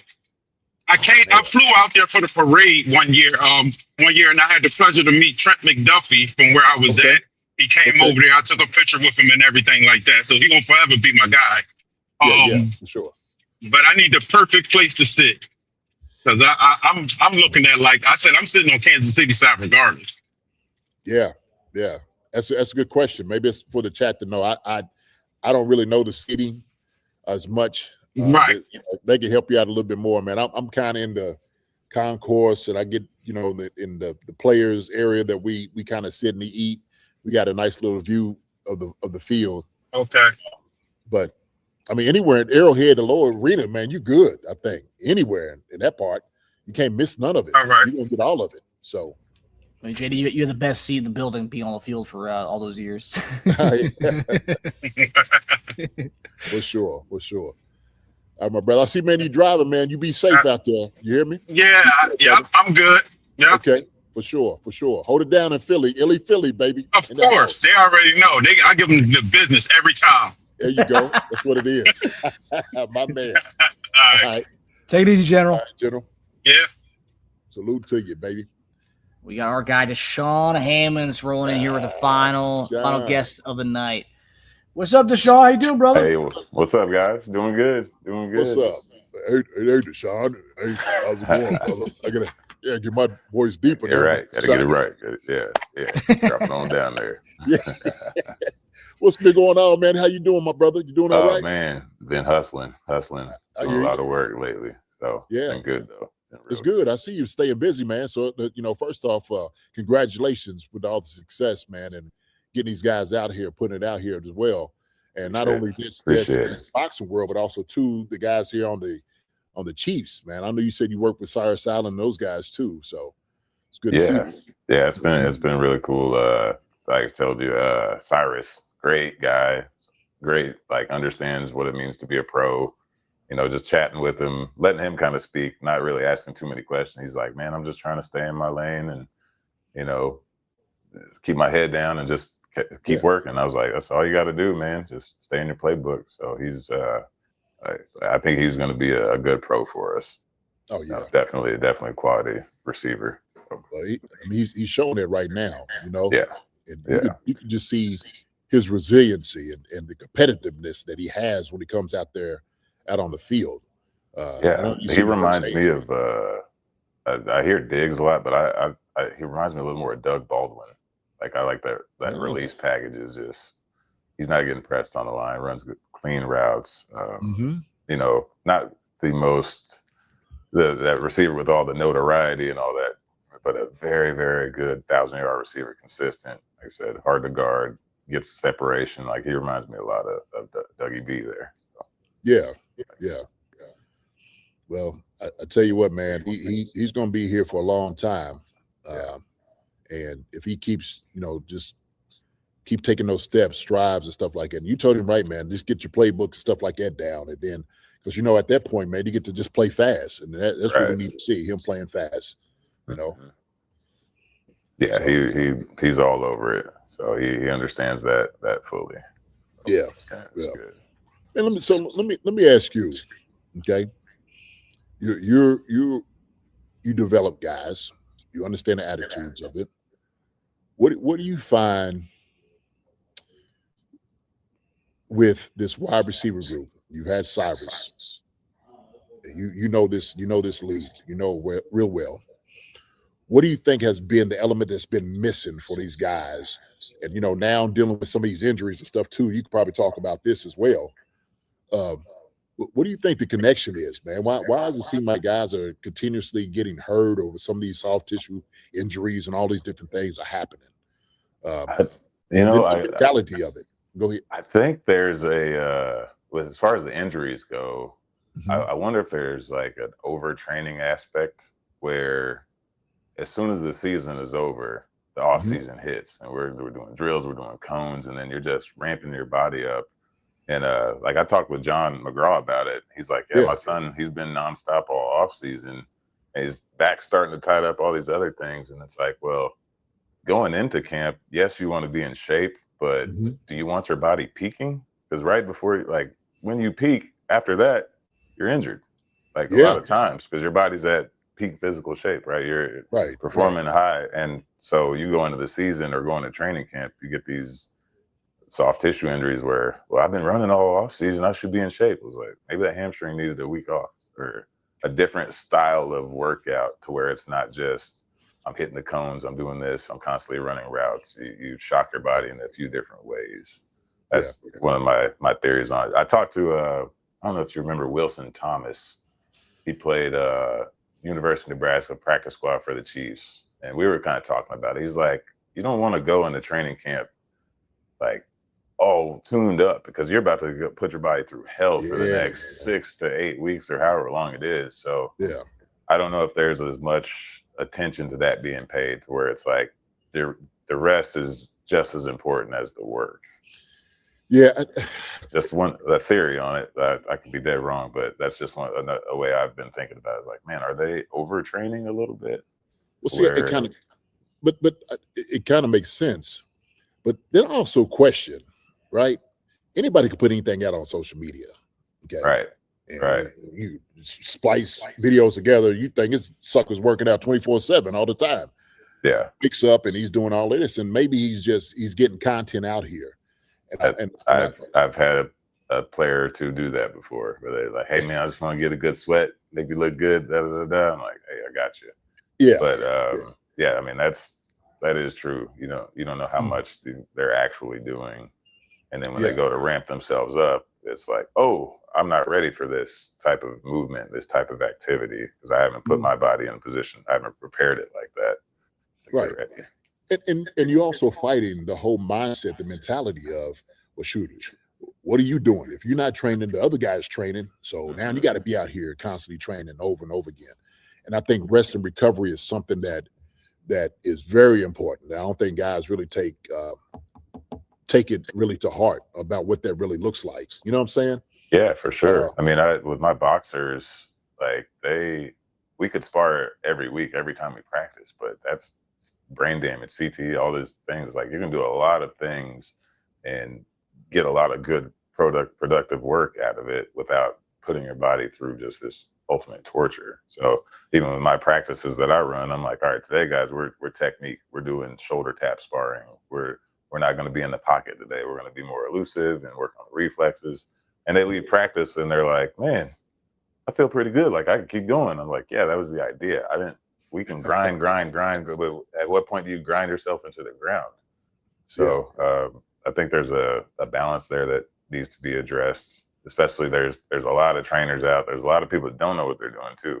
There you go. There you go. You get that. You pair up with your uncle who's like, oh yeah, I just do this, that, and the other. And it's like, well, he's tighten your back up. Your hamstrings are pulling. You're not doing all the things that you need to do. So that off-season workout, that program is very important. I mean, the teams put out programs that they could follow. Yes. And they can just do that, and it progresses you right to the season to where you're strong enough, you've been running enough, and you can go in there and perform and do your job. Yeah. And they have all those tools and resources right there in the palm of their hands to really utilize it. And I think sometimes guys get talked into other programs and other stuff. We were kind of making fun of some of the wide receiver work. The guys are doing it. Yeah. Good. Go. Get. Yeah. It's like, man, Devontae Adams is one of the best receivers in the league. And what he says is like, you don't see me doing all that stuff. You see me when I practice the route I'm running. Right. I get really good at that. I add nuance to it. I pretend the defender's there. I make my breaks. And that's why he's unguardable in the red zone at his age. Like he's such a threat, him and Stafford. Like he's mastered that part of it. Yeah. So rather than just, anybody can run through cones and not play ball. A lot of people can do that. So it's like, all right, what are you actually working on your craft? Like maybe you could work the tail end of a route where you're running on like the latter part, second part of it, so you don't have to run the 10 to 12 yards before the break happens. You just work on the break part of it at the end. That's what one of my receivers coaches had us do to save our legs, to make sure. Yeah. It's the end of the route. Mm-hmm. No. Yeah. So what is the hot take that you got, man, with the Chiefs so far? I know you got something on your mind, a hot take, brother. Hot take. Gosh, nothing too hot. I did really get to watch the receivers this year and their one-on-ones. Mm-hmm. I think there's going to be an improvement there. But the one thing I look at is like the tendency on their releases. When I went last year and the previous years, it's kind of like one note, right? And it's like, okay, no wonder these guys aren't getting open. They got taught one technique, and that's all they know. And there's no nuance to it. There's no variance to it. There's no way to learn the technique and then try to apply it when they're out there doing their reps and their routes, right? This year, it looks like they've got one or two moves now, and then they're attacking their releases. They're not kind of waiting and letting the DB dictate. It's like, no, I'm going to attack your outside shoulder to get you to flip your hips. Now I can cut back and cook, right?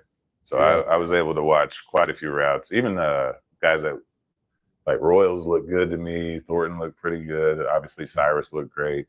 Rashee is getting in shape, like getting his knee healthy. I don't think that's going to be a huge issue. Like a lot of people are like, I don't know, man. He's fat. He's this, that, and the other. I'm like, he's getting ready to play football. Right, And with EB and Chad on him, like he's going to be ready to go, I believe. Yeah. So I think that receiving core is going to be a plus this year, even past Worthy? our top three guys. I heard. What about Worthy? Worthy looked good. Worthy looked good. Looked clean. Looked fast. I didn't get to see him go against anybody to like one of the top DBs, but I'll tell you that Noah Williams, he was running routes for guys out there. Like he was looking good. I think him and Delane are going to be a pair that for the next few years that we remember. Like, oh yeah, Peters and Watson, or Marcus Peters and Sean Smith. Those guys back in the day, Carr and Flowers. We've always had a good tandem. Corners. I think this is going to be the next tandem that we have for the next few years. Okay. Do you think they keep 6 receivers or 7 receivers? And what do you make of Andrew Armstrong? You didn't mention him as I think that's a good possession receiver, a chain mover. I think he can fill that Juju role. As far as being, obviously, we've seen him physically like dominant as far as blocking on the outside. He's put 2 guys, just bench pressed them to their butt. So you have that element of size that we've kind of been asking for, kind of been missing. The issue though is it's going to be him or Remigio or Smith. I think it's kind of those 3. And if Smith steps up as a punt returner, maybe Remigio is out, and then you keep Armstrong as a receiver. But if Smith can't step up as a returner, then you got to keep Remigio, right? Yeah, right.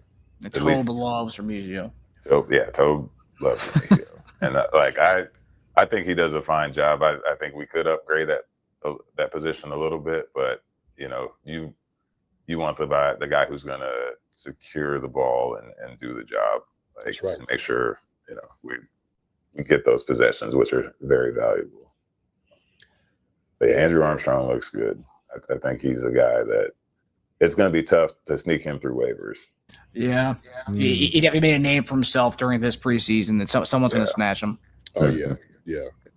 Anytime you put something like that on tape, man.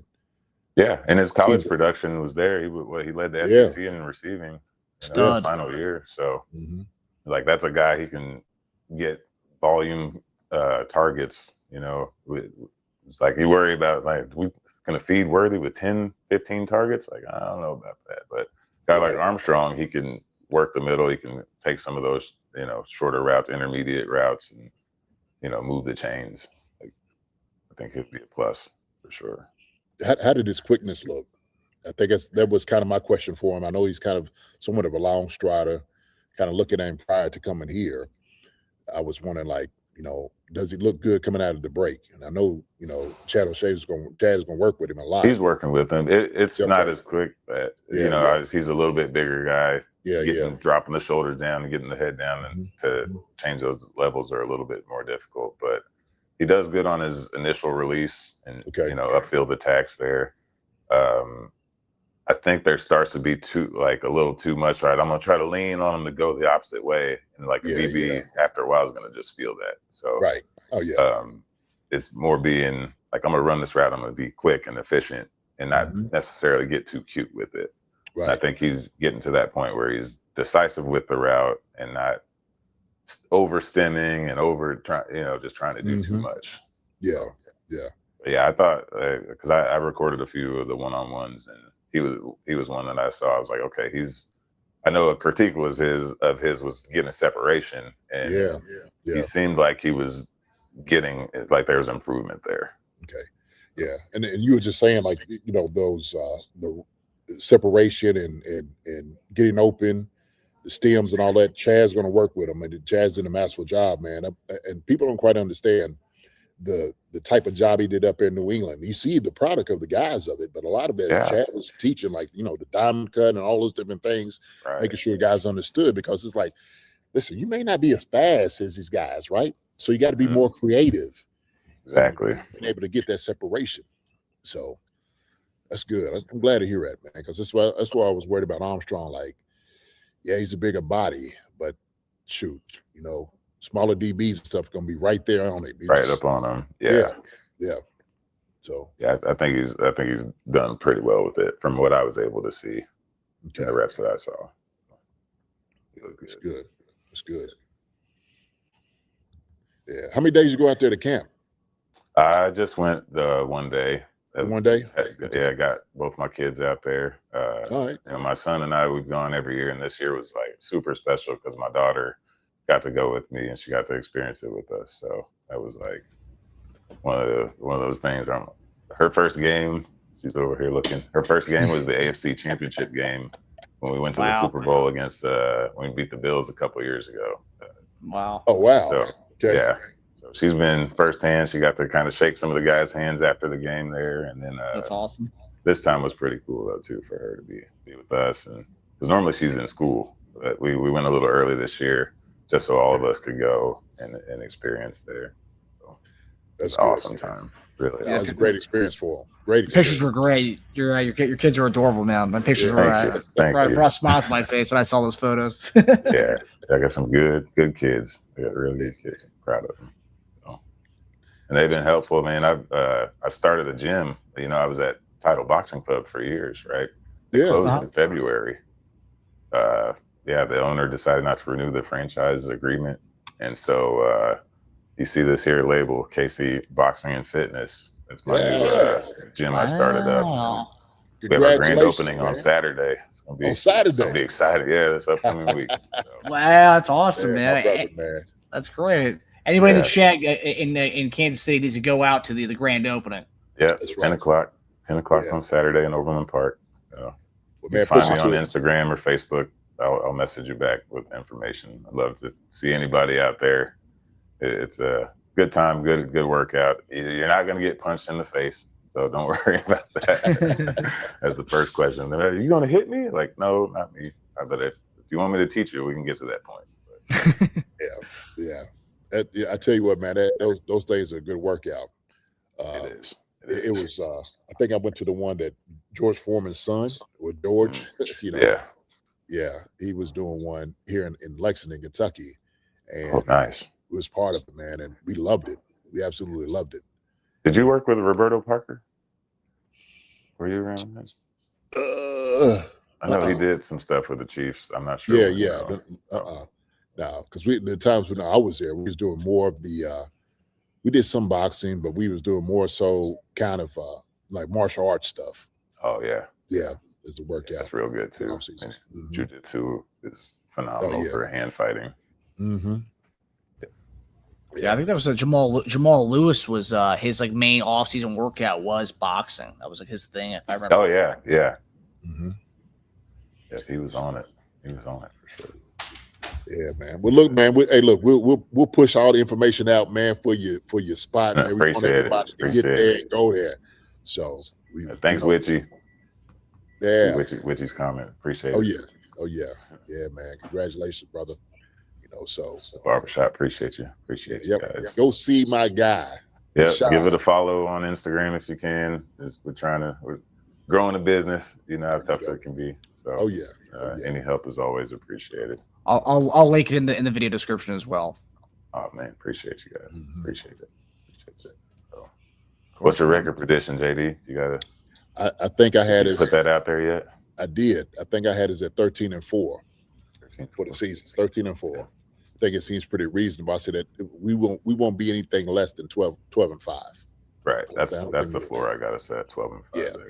Yeah. I think we're going to be much improved. Kenneth Walker is going to be a huge difference. And even the backs behind them are going to be good. DeMarcado is going to be good. Emmett Johnson, really good. And I got to talk to Jalen Milroe. He's Jalen Myrick. He's the scout for the Chiefs. And we got to talk about the running back position. He was one of the guys that was kind of leading the charge. And he's like, yeah, this guy's good. He's elusive. The 40 time wasn't impressive, so that kind of did us a favor. So we were able to get him when we did, because you don't see it on film. Show me the tape where he got caught from behind. You know what I mean? So right. 4.5 is still plenty fast to get the job done. And you saw it on the stretch plays. He was able to run away from guys and get to the edge and get to the corner. This is like not trying to knock on anybody. We had a running back that ran a 4.3 and we never saw it. It never really played out. Right. So seeing Emmett do his thing, like it was really cool. I'm excited about the offense. It's going to be different than what we're used to, but I think it's going to be very productive and score a lot of points this year. I believe that too, and it's a good thing switching over to something like this. Yeah, like you said, we hadn't quite seen from Andy. Is more so of this handing the ball off, even with Pat. But Pat don't have to always be the magician. Yeah, he doesn't have to be a hero every time. He don't always have to be that. Yeah. So, you got somebody out there, man. That's what I said, man. Sometimes it's super friends. You know what I mean? Sometimes you got another Justice League put together. Exactly. Sure. How's the knee, Marcus? It's going, man. We did a leg extension for the first time this week. Wow. And that was painful. Something about the closed chain versus open chain exercises. So closed chain exercises, those are easier. Like I was able to do, I did leg press today and on Monday, and I was able to do like 145 both legs, and then 75. They only had me do 75 at most with just the one leg. And that was easy. So I was like, okay, I'm cooking. Go to the leg extension. She was like, try it with one leg, but if you can't do it with one leg, do both. And I was like, all right. So I immediately tried to go for the one leg. It was painful, so I couldn't. It was rough. All right, that's progress. Yeah. But I did stationary bike for 30 minutes. I did I averaged 15 miles or 50 miles an hour, I think, for the for that time. Oh yeah, so, you're moving. So I'm happy I get my flexion back. So slowly getting there, man. Slowly getting there. Just trying to get to that 9-month mark like Pat. Right, in April, maybe. That return for Cobra Kai, baby. Yes, sir. Right. I can see Mark right now. I could do it. Yep. Okay, I could do it. Yeah, they actually have playoffs on Sunday this weekend, and like four of the guys are like calling out. I think everyone's kind of waving the white flags. I'm not playing this season. They're like, man, this is a gap year anyway. It doesn't count. Right. Go and stand on the sidelines like Joe Cool, man. Put your sunglasses on, and Yeah, man. Yeah. There's the start of the show. That's the guy we need. That's him right there. If he was out there, man. Right. Oh man, you'd be a fun QB to play with, Marcus. I watched a little of them highlights, man. I'm like, okay, drop some dimes in there. We try to have a good time with him. With him. JD helped me with some of that playbook. We did some extra time on the whiteboard. Yeah. Man. You can't. The NFL guys, man, they're cheat codes within plays, man. They are. Oh yeah. Yeah, it's great. I had Jonathan Quinn as my flag football quarterback. Wow. Jonathan Quinn? Yeah, insane. So he's like, all right, you do this, you do that, you do this, blah, blah, blah. And the accuracy of these guys, he was in the league for a while, but never got to start play. He's like, hey, run the curl route. When you turn around, it's going to be on your outside shoulder. Sure enough, that thing right on this X, bam. I couldn't. I was like, oh, wow. I didn't have to move. It was like a handoff. So, hey, look, and then we were running plays. Like, yeah. He's a strong guy, too, man. I played with Jonathan. Me and Jonathan played together. Yeah. So, So, yeah, he's almost, he don't weigh as much as you, but he's 6'6". Oh, every bit of it. I used to throw the ball off his knees about 50 yards, 60 yards. Oh, my God. Mid-American Nazareth. Yeah, launching it. He's got a hose. That's for sure. Because he played with Chiefs and Bears. Chiefs, Bears, and Jags. That's right. Okay. Good people. Yeah, good for sure. all the way around. Mm-hmm. There was a funny video that CBS Sports did a couple of years ago. It Ben Dianucci, the old Dallas quarterback. He was a journeyman. He played all over the league, but he joined like a casual Tuesday night flag league. And oh, I saw that. It's hilarious. People didn't know he was an NFL quarterback, but he was like dropping dimes in there, and like you could hear the other guys on our team like, man, who is this good? Like, who's this guy? Like, what the heck? It's a funny video. Cheat code for sure. My brother, man, look, man, Deshaun, brother, always great talking to you, man. Yeah, appreciate you guys, man. It's always a pleasure. I love listening to the show. Anytime I can catch it live, I always do. So, appreciate you, man. Got some of my players, hopefully they'll start tuning in soon. I make them watch it with, or some of my fighters, I make them watch it with me. How nice. So, yeah. Tell them, bring them out there for that Friday night when I have that, talk with them. All right. Yeah. Keys to victory, baby. Keys to victory. Do that. So I'm gonna have to have you put you on a speakerphone before some of my guys get ready. Yeah, man. Yeah. Hey, listen to JD. It'll be all right. I have something for him. I always have something for him. Yes, sir. I love it, brother. All right, man. But like I said, man, we appreciate you so much, man, for coming on and stuff like that, man. We're gonna get your stuff out there. If we can do anything for you, you know how we feel about you, man. We love you. So. Sir, appreciate it. Appreciate you guys. Love you guys. The link to the Instagram is in the description of this video. So anybody watching it, go check out Deshaun's grand opening of his boxing club this Saturday, and you can follow their account. This Saturday from 10 to 1. It'll be good. We'll have ribbon cutting ceremonies and all that stuff. We'll have some demonstration classes. Kind of revamped it. I wanted to get away from the Title Boxing Club brand and kind of make it, my own thing. So my favorite color was red, so it was hard for me not to use red and black, but I was like, let's go black and gold. It's really good. It looks like Rocky 2, Yeah, it's true. You can be kind of versatile with it. So I remodeled some of the rooms, made one room all turf so we can, get out there and run, do some agility things, and, just try to, like I said, make it my own, and we're going to try to take it to the top, baby. Yeah, there you Awesome, go. Man. There you go. Yeah. Keep pushing for it, man. Keep pushing for it. You deserve it. You deserve it, man. You're putting the work in. So, all right, brother. All right, fellas. Appreciate it. Okay. Appreciate you guys. Love you guys. Love you, buddy. We'll talk to you guys soon. Love you, Chiefs Concern family. Thanks for listening to me ramble for about 10, 15, 20 minutes. Nah, man, it's always good, man. It's always good. Yeah. See you, buddy. All right. See you guys.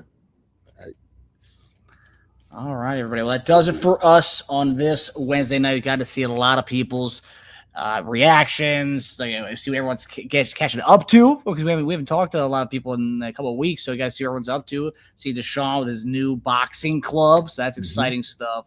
But yeah, like I said, Tej and I'll be back on for the. We'll probably do a halftime show on Friday, just based on the amount of guys who are going to be out in that game. We'll be doing a halftime show while JD's kicking butt in his high school Friday Night Lights on Friday. Yes, sir. Yes, sir. And we'll be back here on Monday for Monday Mailbag, and be on the lookout for the Monday Mailbag post on Twitter and YouTube as well. JD, close us out, brother. Well, man, look, appreciate it, everybody, for showing up, coming out. Appreciate the guests that came on, man. SoCal, Deshaun, General 51, all you guys, man, are awesome. I've been holding it down. It's a good show tonight, really good show. And we, like I said, man, we can't do this without you guys because y'all family, and we appreciate you and we love y'all so much. So, guys and gals, until Friday, y'all take it easy, be careful, take care of each other the way you're supposed to, love each other the way that we're supposed to, show love, and keep sending prayers and things out there to my nephew Chad and everybody else out here that needs it. One thing we do is we lean on each other's shoulders, and that's important. So, with that being said, Marcus, my brother, I love you. Love you too, man. All right. I know you and Tasia hold it down on Friday, man. I'll come back and come check everything out, see how everything went. I know it's going to go good anyway. All right. So appreciate you, brother. All right, man. Y'all be well. Take care, the General, and everybody else out here. Y'all be good. God bless. We'll see y'all later. Hi, everybody. Thanks for watching. Subscribe here to get the latest from the show. Also, be sure to check out the best clips from Chief Concerns. And if you prefer to listen to the show, subscribe and follow us on Apple Podcasts, Spotify, and anywhere else you get your podcasts.